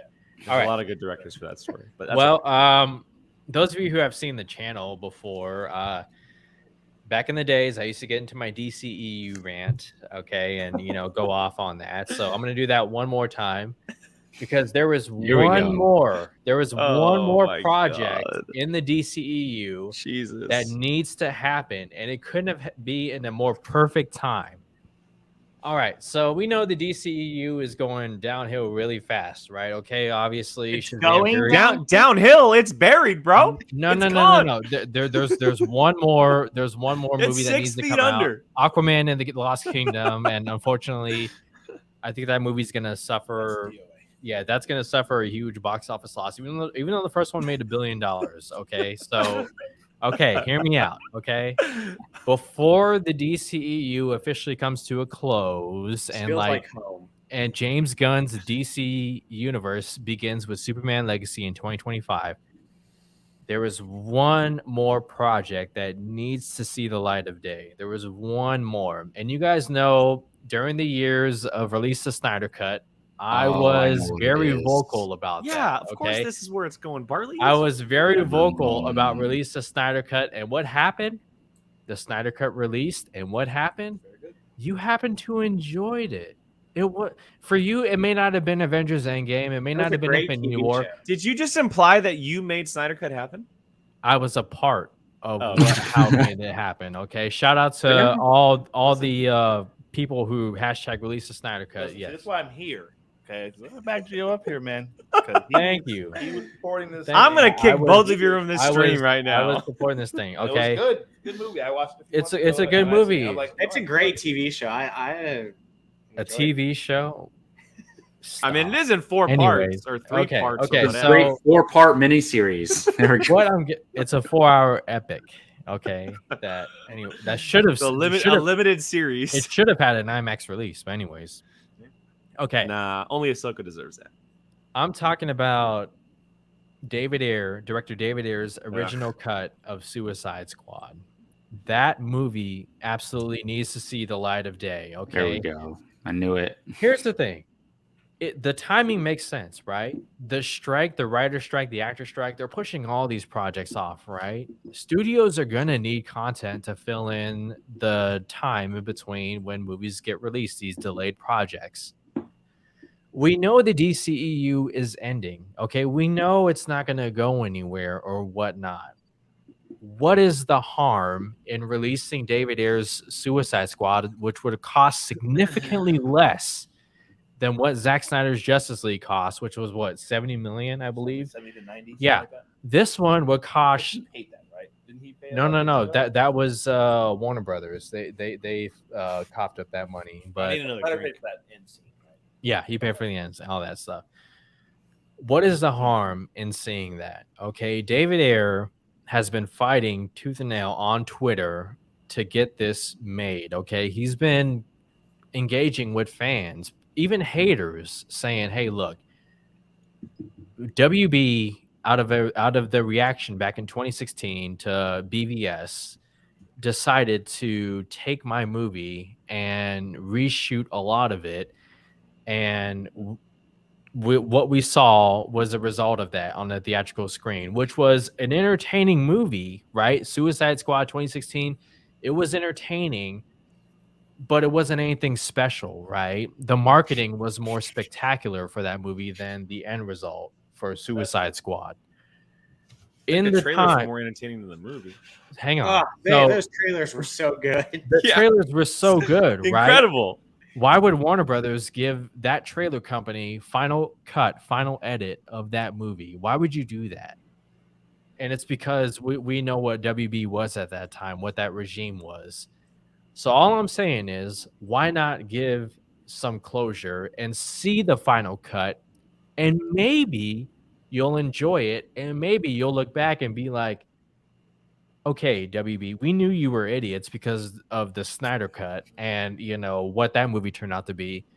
But wow, you really botched what you had with the DC at that time. That cast of Suicide Squad is phenomenal. David Ayer, coming off of Fury, you're telling me with a straight face that he directed that final cut of Suicide Squad. We all loved Fury. We know who David Ayer is as a filmmaker and a writer, writing Training Day, writing the first Fast and Furious movie. He directed U571, correct? And Street No. Kings. So no, he Just he Three wrote, Kings. He wrote it, Just right? Street Kings. Okay. All I'm saying is, what's the harm? Maybe Jared Leto's original Joker, that's so much footage. Maybe you lost me. No. Maybe that's a decent to good performance. Okay, because there's so much footage left on the floor. Yeah, he said there was a lot, way more. David Ayer is putting everything on the line by saying, you guys need to watch my cut of Suicide Squad. I'm telling you, it is vastly different. What was the last movie he did? David Ayer? It's the collector for Hulu, and it's absolute garbage. The tax collector? Yeah, that was. Oh, he did that. Yeah. So Gio, look, all I'm saying is, what's the harm? You know the universe is resetting. I'm curious to what's the point? The point is, what's the point of anything? No, Jake. Okay, for so me, yes, two Keith, things. you're right. But the Snyder Cut was released in a time when the DCU was still technically like going right, like it had a future at the time. Whether or not we they needed to knew put something on Max. Yeah, like whether or not we knew all the they needed details, right? We like the DCU was going, but like for me, and this is just me, and Sure, we all know here how much I oppose Gio's thoughts about all this. It's very clear on this channel. Man, we've had some but battles. I just like it's been announced that something new is coming. If I really had a choice, the second it was announced, I would have cut all DCU projects off the board. I would not have, like, I know that obviously money comes into play. You have to release them. They're being made, etc.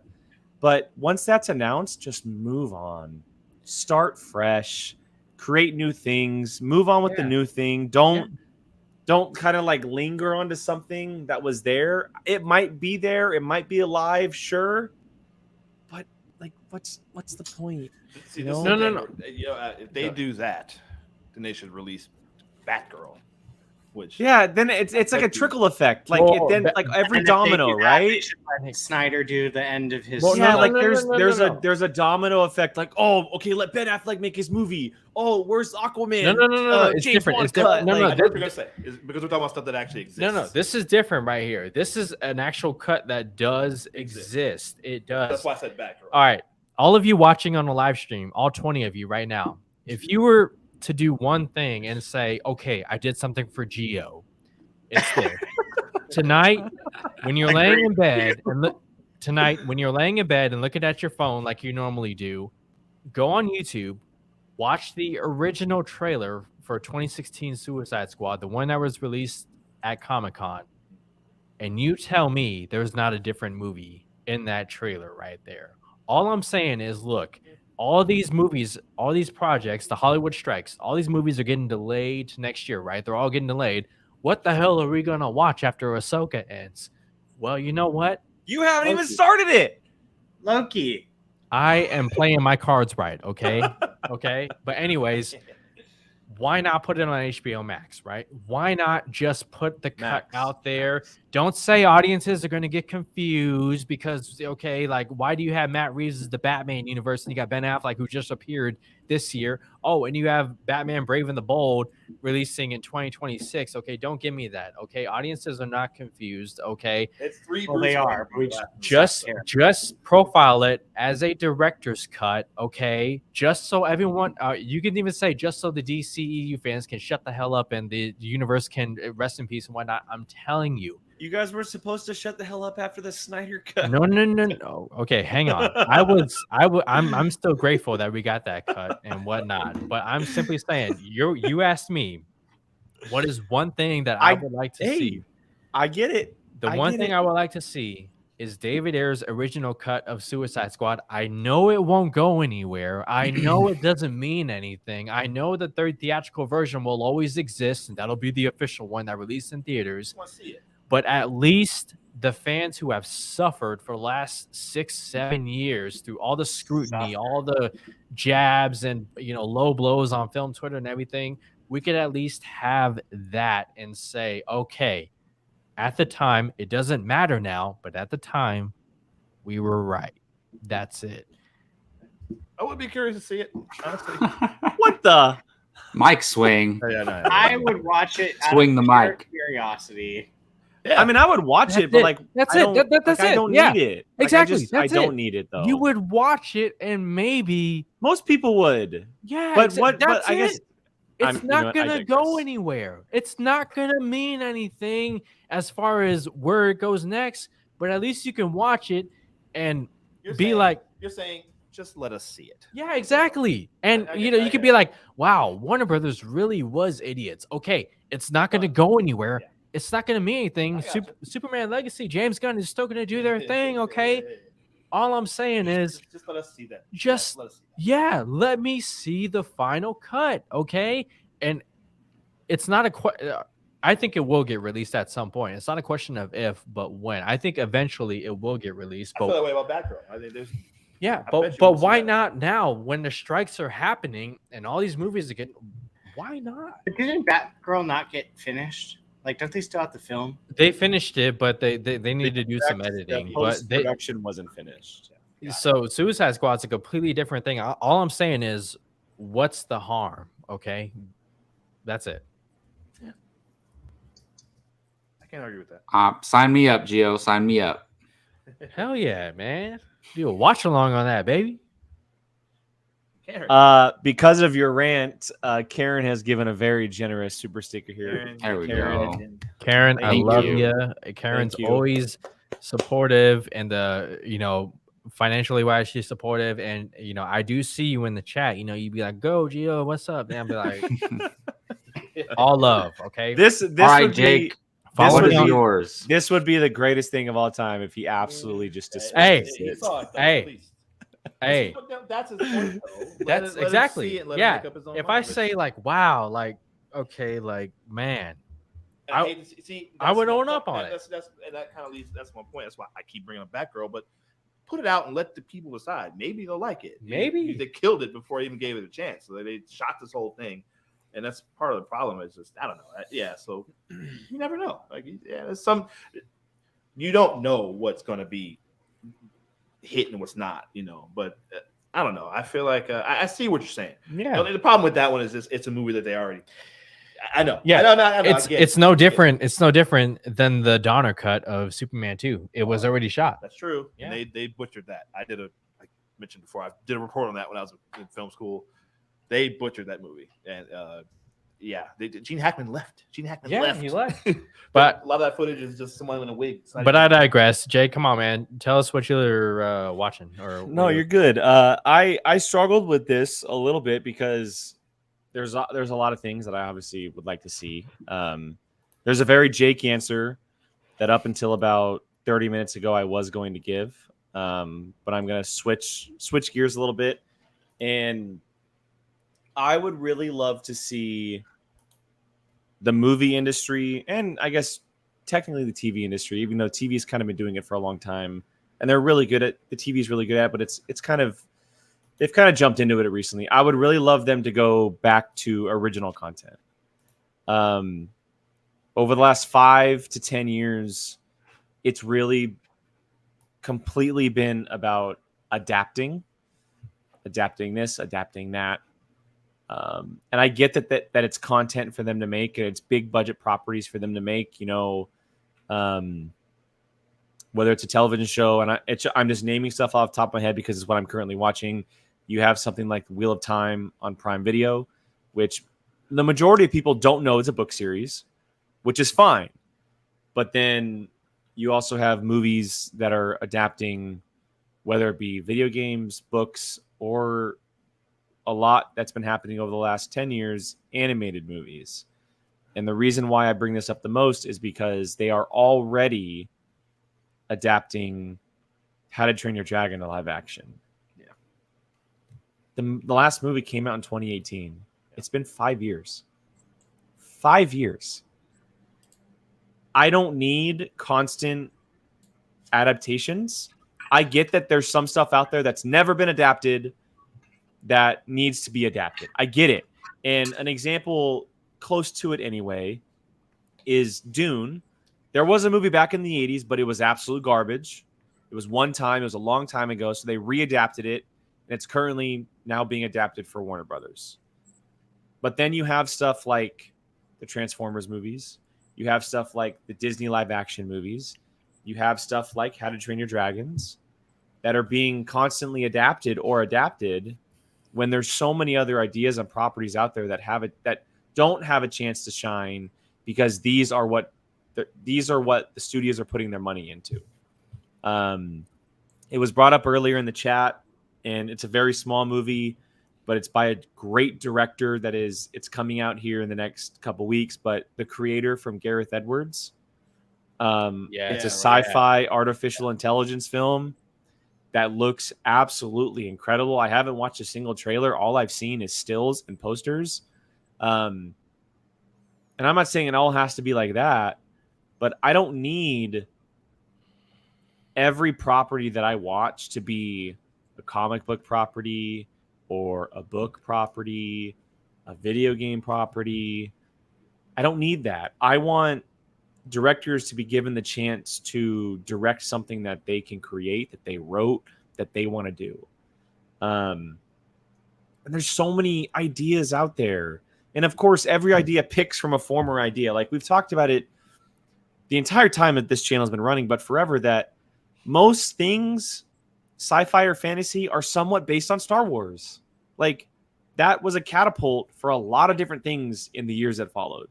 And so there's going to be things that pick off of things that came before it, but that doesn't mean that original content can't be made because it's not a big budget or well-known property. And it just sucks because ever since the Marvel Cinematic Universe, and this is 100% because of the Marvel Cinematic Universe, every studio believes that they need the MCU, that they need some form of the MCU. They need either some type of universe or some type of property that is known to people for people to watch. Whether it be, and I'm just naming out random stuff, whether it be Lord of the Rings, whether it be Harry Potter, whether it be Marvel, whether it be DC, whether it be Fast and Furious, whether it be Disney animated movies being made into live action movies because they're well-known names. Like, listen, Star Wars is doing it now on their TV shows. I know that. I love the Ahsoka is probably my favorite Star Wars live action show. I know what they're doing. They're kind of sort of they're adapting it, but it's a sequel. Like I get where you're going from, Keith, but I'm saying like, and I'll go back to it, like the How to Train Your Dragon, like the remaking of it. Yeah. Like I don't need that. The remaking of the Lion Kings or, the remaking of the Harry Potter movies. Like I don't need those. Like I don't need that. Like a good example of something that they could do is like what Lord of the Rings is doing. Now, I'm not the best Lord of the Rings fan, but they are making more movies, but they're not remaking the movies. They're expanding the world. And that is okay. But like I think they want to remake the movies though. No, well, I don't know if they're going to remake. I don't know if they're going to remake the movies, but we'll Harry see. Potter's doing a full-on remake. Yeah, like I don't need what Harry Potter's doing. I don't need, what Disney is doing with their animation to live action movies. I want to see original content made or content just to be given a chance, and I go back to it and I know that it was a sequel to a movie that didn't do great, but that didn't do great in modern times. But I always go back to something like Tron, like what that world could be if it was given the chance. Now, again, it didn't do well in its time. But if you give it a chance now, it's going to do really, really well. And unfortunately, like it's coming, but maybe not in the best way. I just want original content again because I go back to the times of 2014, 2015, 2016 when we were talking about this stuff and we were watching movies like Ex Machina and Sicario and all of these movies that were original ideas that we had never seen before, right? Like about these things that we couldn't go look up on the internet or we couldn't talk to a friend about because they had no idea what it was going on. And I want that feeling again. I feel like my rankings at the end of the year and the lists that I do is just full of sequels and reboots and adaptations. And don't get me wrong, like I love watching it all, but I don't need it. And there's another one in the chat from Gordon. They're remaking Moana. Moana just came out in animation. Like, and The Rock is playing Maui. It's just like, I get it. I get why they're doing it, but there are so many opportunities out there. Like, I go back to the times of like the 80s and 90s where, sure, some of them weren't like the best movies, but there was constantly fresh new ideas coming out in the theaters all the time, from Aliens movies to the Terminators to one-off movies that Stallone and Schwarzenegger were doing, stuff like Die Hard, and like all of that stuff was all original ideas. But now it's just about remaking the biggest property that some studio can get their hands on. And it's super unfortunate. All those things you just mentioned. Well, yeah, that too. But like, not just that, but also, you know, bidding wars on giant video game properties or bidding wars on giant book properties because studios want to remake them for the big screen or the TV shows. And it's just like, I get it, but at the same time, there's some director out there that has an absolutely incredible idea that may never get the chance to make that movie because studios are only looking for one thing. It's kind of a bummer. I will say this. I agree with you. But that director you're talking about might have a great idea for a Predator movie. And that's why you get something like Prey. No. But that's an original idea. That's what I'm talking. 100%. No, you're right. I'm saying, but it's an original idea baked into. No, for sure. I'm more so. You look at like The Last of Us, right? Like their big focus and a big part of it was getting the game people in there to make that movie. And they're very smart. Maybe they're exceptional, but they didn't make it a big dumb zombie shootout thing like the actual game is. But it was there's a game with the story as well. But the focus is there. But they focus on the characters, on this relationship, on these relationships. All the spectacle will come later. It's kind of what I was talking about earlier. So I completely agree with you. Because I was looking at No Country for Old Men, which is based on a book, but it's a small book. I don't know how many people read it, but we're not getting that kind of stuff now. Oh, the thing I just watched too. I just watched this is funny because it's a remake, but True Grit, the remake, which is great, and it's a Western. It's a great movie. We're not gonna get that, and if we do, it'll be few and far between, or it'll be on one of the streamers, which is fine. We'll find it and watch it. But yeah, I do agree with you. You get kind of tired of all the big noise. And I think the reason why I cling on to it so much, and you guys know this as well as to everyone who watches us regularly, I'm such a TV fanatic. Like, I watch so much television. I try to give as many series a chance as I can. And there is so much originality out there when it comes to television. Yeah. There's a lot of original television that people, they take a chance on, whether it's for 1 season, 3 seasons, or 5 seasons, whatever. Studios and streamers or what, they're given the opportunity to tell a story that they want, whether it's 4 episodes, 6 episodes, 12 episodes. And I want to see that transferred over into movies because I know it could work again. And it's clearly happening. Like, there's a little bit of a fatigue with some of the stuff coming into play. And so I hope there's kind of a tide turn where we start to get both. But a lot of it comes from my love of television. Apple, Amazon, what they're doing is insanely brilliant. I mean, stuff like Stranger Things is an original concept that became the biggest show on the planet. And if we get stuff like that in movies, like, there's an opportunity to really succeed. It's just studios need to give it a chance. And unfortunately, everyone's in the mindset of a universe of, I need this property to succeed. I mean, remember the bidding war for Lord of the Rings television show? Like, that was insane. Yeah. Like Apple and Prime and Netflix, and they were bidding up like insane amounts of money for that. And that ties into what I was saying. They spent so much on each episode of that show. It was just, and it didn't succeed like House of the Dragon did, right? Which is a very similar vein.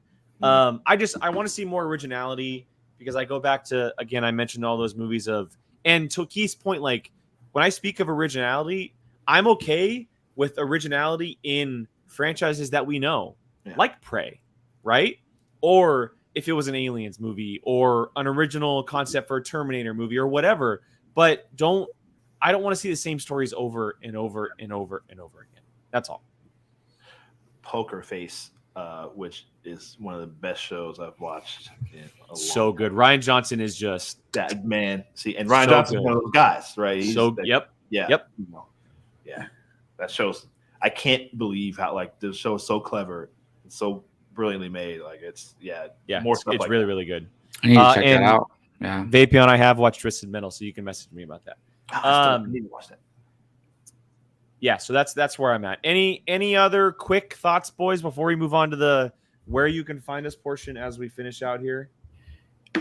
Jake, I think you're totally on point. I actually just tweeted it out and I tagged you on a YouTube clip that was from like 8 years back. And, just you are spot on about what you're talking about with original ideas and Hollywood and being so hungry on IPs and like, shit like that. So, yeah. Thank you. All right, gentlemen. Well, before we say our final goodbyes, this is going to be a little bit of a portion where we kind of just wrap up and talk about where everyone can find us, where they can watch us, where they can follow us. Open conversation, not like a quick plug like we do on the end of our shows, but not just where you can find us, but kind of the plans you have, things that you may want to do in the space, collaborate with, or things you want to talk about, things that you're going to talk about. It's an opportunity for everyone watching, so please don't leave. Opportunity for everyone watching to know, like, this is the plan going forward as we say our final goodbyes to Apocaflix movies. If anybody would like to start. Man, oh man. I can go ahead and start. Oh, Yeah, Gio, go ahead, Gio. No, it's like it's starting to hit in like, oh man, just right here. Well, as you guys know, I'll be on the road a lot, and I'll be largely in hotel. Well, no, I won't largely. I'll be in hotel rooms and whatnot. So if you were to follow me on my separate YouTube channel, Fandom United, it won't be the traditional background where you see the Zack Snyder's Justice League poster and the all that other stuff and whatnot. We can Photoshop that in. You could, yeah. I can make you a background for a green screen you can use. My producer right here, there he is, right there. He might be stepping away from the camera, but hey, like I'm gonna use him whenever I can. But it's a large fee, Hey man, just give me a number, buddy. But yeah, Fandom United. I'll still continue that going. I'm still into the whole rumors and things like that, and I know Rachel said something about that on Twitter. That's just, I'm so tired of people just throwing out random rumors on Twitter and then, not having any weight on it. And then when they're wrong, they're like, oh no, I'm not wrong. I never did anything right, this and that. So I was like, you know what, maybe I can be one person who like could throw something out there, and like, I wouldn't throw anything out there unless I've done my due diligence as much as I can, and maybe give you the early scoop. And if not, then at least we have a exciting conversation, because we want to know what's going to happen with Deadpool 3. We want to know what's going to happen with Avengers Secret Wars.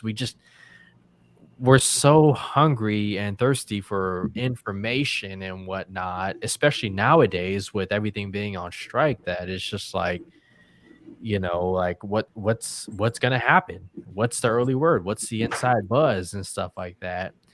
And then especially me being a DC enthusiast, I look forward to following the Gunverse, James Gunn's universe, while also seeing what Matt Reeves has to offer for the Batman 2. Yeah. And, stuff like that. So So, Gio, question just for people watching: is it going to strictly be DC? No, not at all. I'm very fascinated about Deadpool 3, about Loki 2, and whatnot. Okay. And so, like, contrary to popular belief, I do enjoy the MCU. I very much. The TV in my hotel room is DirecTV. And so I don't have a lot of channels, but FX is constantly playing Iron Man 2, Thor: The Dark World, the bad ones, Voltron, the bad ones. Yeah. So Fandom United, I'd love for you guys to follow me, and I very much intend on getting Brian and Jacob and Jake, and especially He almost forgot me. this guy right here, Keith Barnes, on there. And well, Jake, I don't know your schedule. It's fair. It's fair. Listen, Dad, you're not going to yeah, man. Hey, it's fair. It's very fair.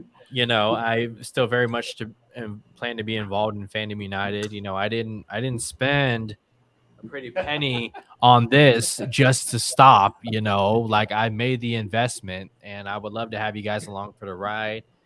And I'd love to make guest appearances on First Round Fantasy, on Whiskey Jedi, Bartley and Barnes, whatever. Like I still very much want to keep the discourse going, whether it's other channels too, like Flick and Reel or whatever.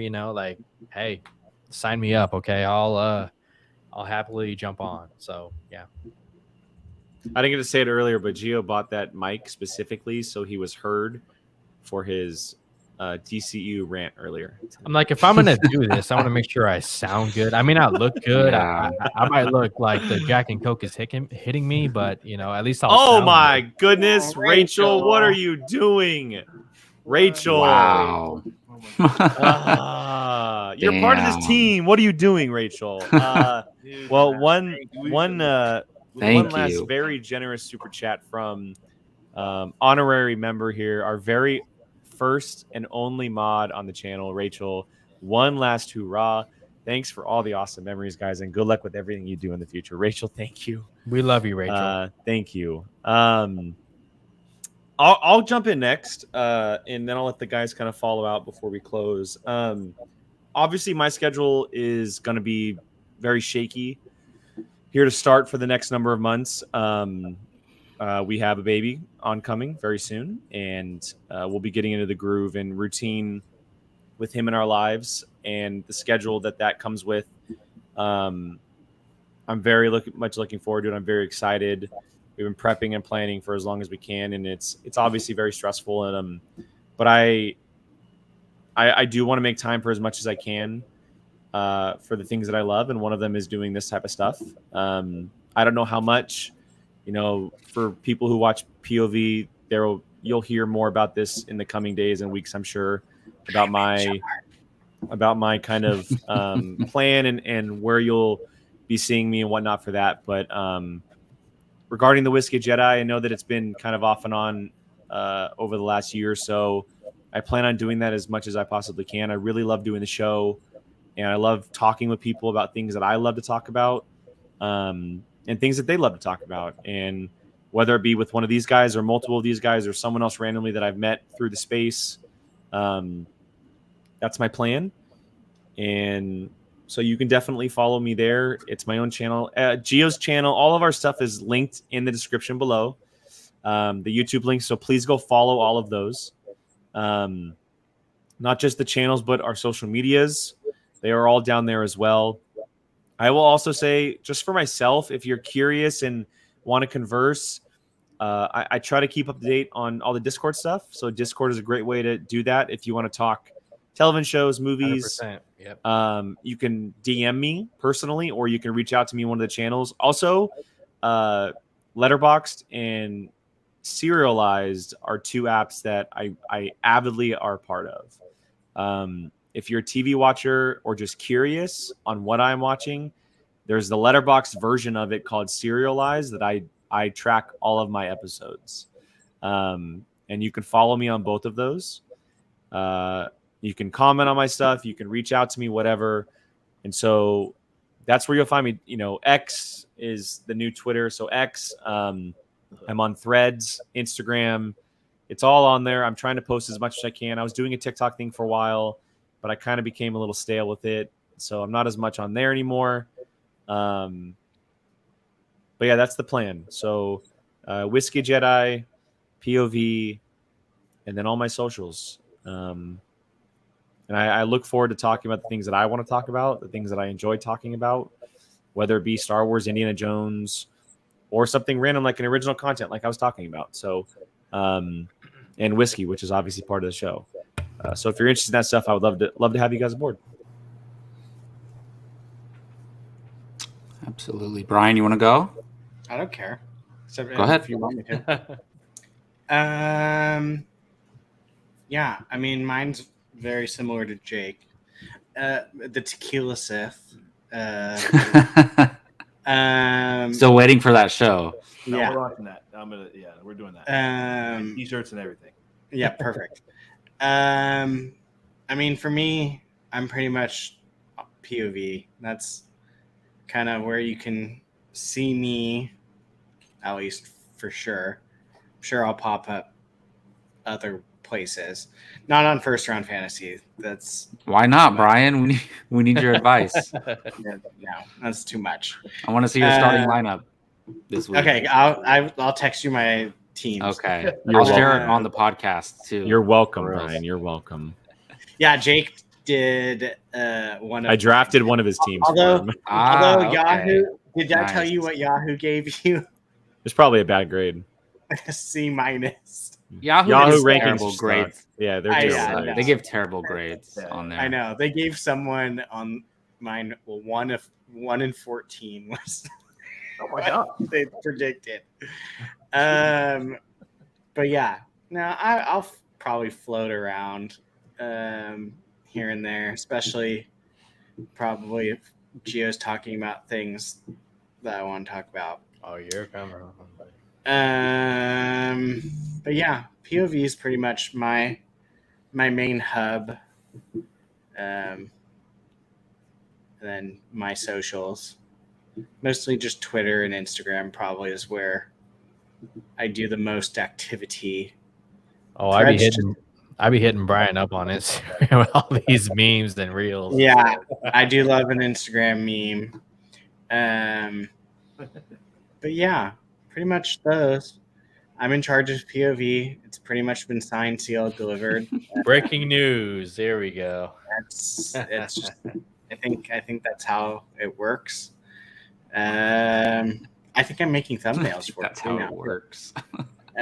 Ooh. Nice. No, but I am gonna do. If you want a good laugh, I'm gonna attempt to play spooky games on POV soon, and let's just say Can we request the game? I already He have has his 2. game set. Yeah. What's your What game? did you? Five Nights at Freddy's. Oh, I was gonna say the And Dead original Silent Hill 2 on PS2. Yeah, I don't know what that is, but it sounds scary. it is. Ooh. I love that game. That game is pretty intense. Oh, Yeah. man. Honestly, I'm not even. If it becomes as fun as I'm hoping it will, then who knows? Maybe it'll be just a thing I do all the time. But You don't like gore, Brian. You don't like gory stuff. Why no, I don't like any of that stuff. I That's love. the point. Yeah. Yeah, I do enjoy a good jump scare though, so that's why. Right. Silent Hill's perfect for you then. Oh, God. get on Silent Hill. Yeah. So I mean, I did get scared. What was the movie, Jake? He got stared at the title card showing up for The Cabin in the Woods. Oh It was- wow. It was a really loud noise, so it scared me. But yeah, you'll find me around. My voice, Twitter is where you'll hear most of my voice probably. X. No, Feels so weird. To We say don't that. we don't have a choice. We don't really have a choice. Yeah. No, sorry. All right, Mr. Bartley. Yeah, no. So if you've been following us on Apocaflix, I'm on X at Jacob Bartley 824.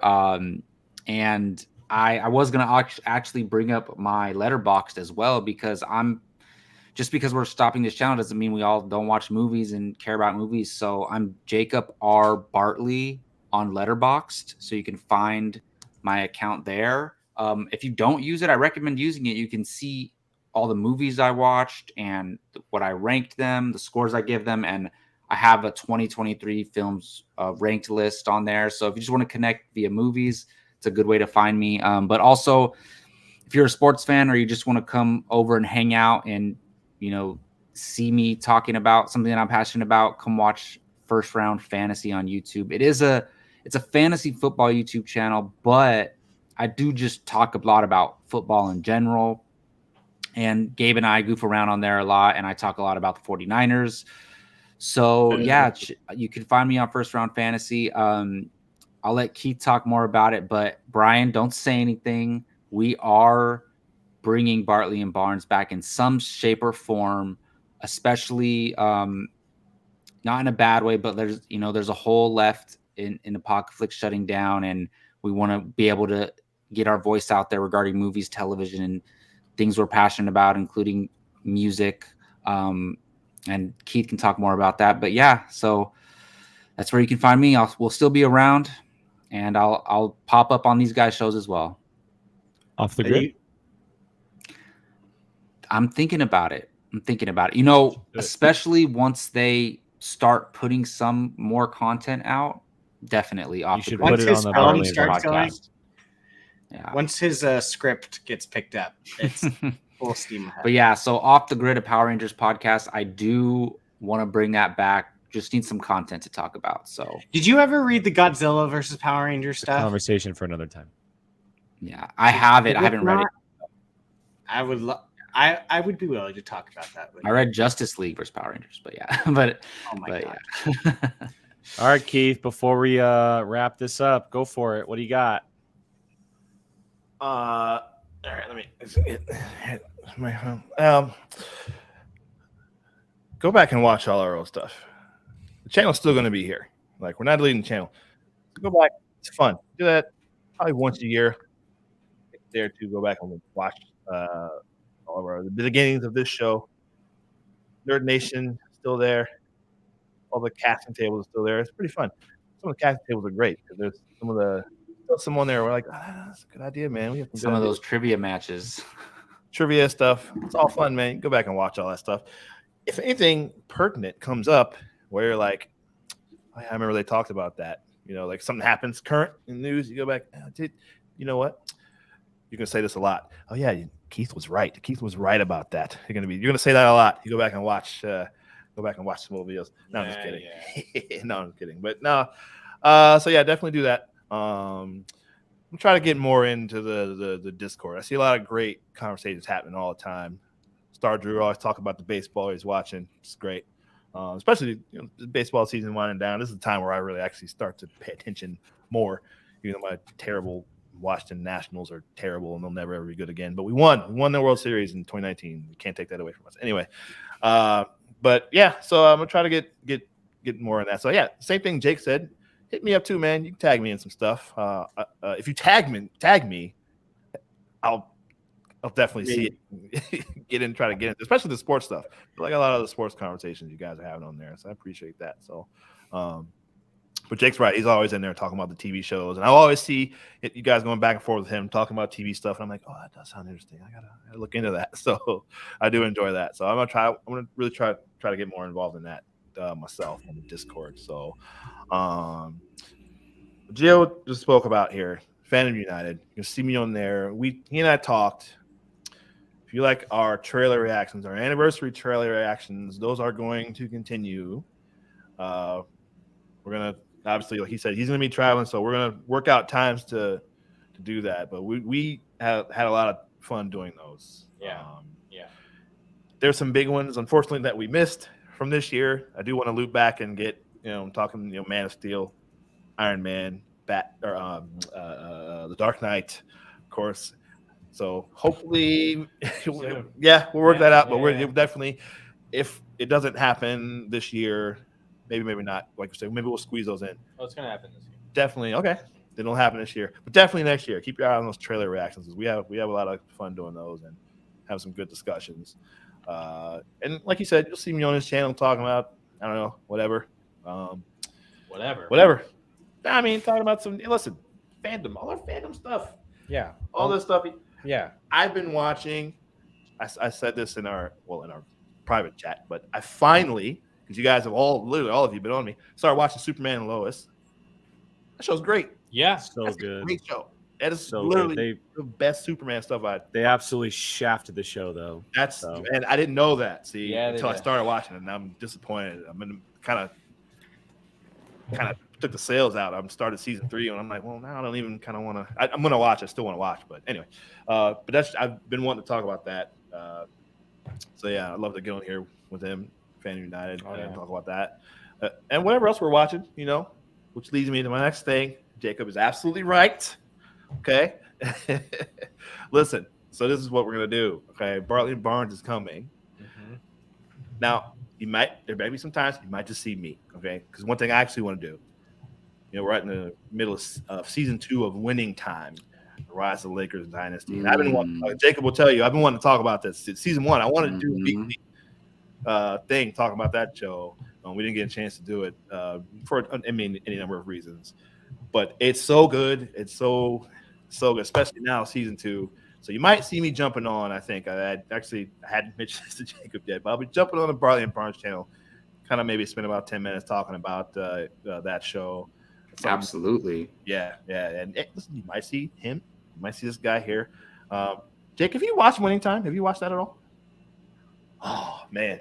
I think you'll like it. I know you're not a huge basketball guy. Season 1 is so good. Yeah. I think you'll really like it. I think you'll like it. And Brian, I know you hate the Lakers. I know. But it's good. It's just a good show, regardless of sports. It's very, very good. Yeah. It's like an R-rated Moneyball. Yes. Yeah. Sure. Yeah. And it's over dramatized. And it's based on the book Winning Time by Jeff Pearlman, who wrote about the Lakers dynasty in the 80s. But it's such a good Larry show. Bird is fantastic. The guy on there that plays Larry Bird is amazing. It really actually looks like him and acts like him. But so I want to talk about that. So you'll probably see me in the next week or so on the Bartley and Barnes channel. Our next episode, I've been in contact with Amaru Moses. He's been reaching out like, hey, when are we going to do that? That next episode, Jacob and I, we're going to do especially with hip hop's 50th anniversary. Yeah. Have my list ready. List is ready. We're ready to go. That's going to be our next first episode of Bartley and Barnes. I'm trying to get this guy on. We're going to lock that down. It will be an event. Yes. It's going to be good, especially with him on there. It's going to be a lot of fun. I want to get it in by the end of the month, especially Gabby, if you're watching. I don't know if Gabby's still there. Jake, you tell Gabby, hold that baby. Okay, because Curtis said that baby Berlin would be here before our next episode of Bartley and Barnes. Oh, wow. No. Wow, you guys. Because I'm sticking with October 1st. Shut up, Curtis. Now I'm like, oh no, Curtis is right. He might be right. Damn it. Might be. October 1st. That's my pick date. Ooh. Okay. Oh, do we have a pool? Do we have the squares with the That's dates? up to you guys. So that's I'm in. All right. I'm picking September 29th. I'm gonna pick September Monday. So yeah.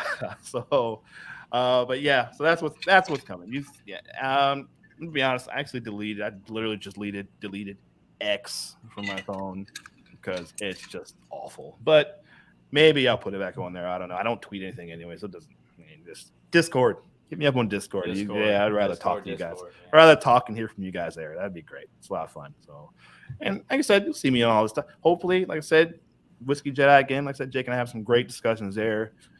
Whenever Dune comes out, he and I are definitely going to talk about that on one of these channels. I don't know which. So, Yeah, Whiskey. Sure. Yeah. Like everybody said, man, you'll see us. You'll see me. Hopefully, I want to be on POV.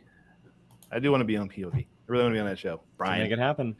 You have to join the View crew. Okay, can make it happen. Yeah, I joined. I'm in. Hey, Keith, we play trivia once a month, just so you know. I know. Yeah, I've been. Yeah, I want to jump in on one of Let's show these kids what's up. Okay. Yeah. You don't want to come for our group. Some of them take it a little too serious. Oh, sure. Jake, we should do a Tarantino one just to see if. Oh God. You know how long it would take me to write that trivia? Oh fuck. All right. Well, before we get onto that, look to everyone watching who has ever followed us, liked a video, checked in on a video, subscribed for however long you've been subscribed, shared it. Cannot appreciate you guys enough. Cannot thank you guys enough. It's been an incredible 9 years. It's been very, very heavy on peaks and valleys. We've had our ups and downs with the channel. We've gone through our own little things here and there as far as how we wanted to do things. But fact of the matter is we lasted 9 years on YouTube, and a lot of people can't say that. And we put out some very, very good content for a very long time. And I can say I'm very proud of it. I'm very proud of us. I will miss us being on screen like this under the Apocaflix banner. Not to say it won't happen again, but our group chat's not going anywhere. Our Discord's not going anywhere. But jumping on with these colors and this channel, I'm gonna miss it. I'm gonna really miss it, and it's been an honor to do this with you guys. It's been an honor for all of you watching to do this in front of you guys. You guys have been very graceful to us to allow us to talk about our feelings openly for so long. No matter how heated we sometimes get, Gio. But I just want to say thank you to everyone, because it truly would not happen without you guys. We talk about how much work we put in and the things that we love, but it doesn't happen without you guys. So huge thank you from the bottom of my heart for allowing us to do this. So thank you. Yeah. Well said, Jake. Yeah, I mean, I don't think any of us could say it better. I echo everything you said. Yeah, it'll be Absolutely. it'll be a tough transition, but be happy because it happened, right? So thank you guys. Thank you everyone in the chat, and especially thank you to those of you on the stream right now. Jake, Brian, Jacob, Keith, like a lot of rough nights, and having Apocaflix was very much needed at times. So Oh, Brian, you're muted. We couldn't get out of here without a hey, you're muted. He's still muted. Oh no, there you go. There we go. You're good. Also, one last thing. Shout out to all the people that filled in for us if we weren't here, got to take over for us. Absolutely. Or just guest appeared. Max, Yeah. Wingblade, Amaru. Yeah. Amaru, Sean, everyone. The Damons. The Damons. London. We get to say that. Jacob London. Our close personal friends, the Damons. No, okay. Yeah. Yeah. Anyone that got to be a part of it on the screen too, taking time out of your schedule to come on to us to fill in anything like it. Yeah. I mean, there were times where we thought we'd have to cancel a show or something, and someone that has none of the five of us just willing to step in. Absolutely. Yeah. Listen, And keep your eyes open for some of them. You'll see Dom on here. We have. Dom's gonna be drinking some whiskey with me. That's for sure. Yeah. Yeah, I'm gonna reach out to Blunden for Fan Nights. Oh, Blunden too. Yeah, that's another one. Yeah. Yep. Anyone. Yeah. All right, fellas. I just want to say thank you to the viewers, and it's been an honor, guys. It's been an honor. All right. Well, for one final time, thank you all for watching. Thank you for commenting along. We appreciate you all. We hope you guys have a great rest of your night, great rest of your day, great rest of your week. And stay tuned. We'll be back just somewhere else. And we'll see you guys next time. Good night, guys.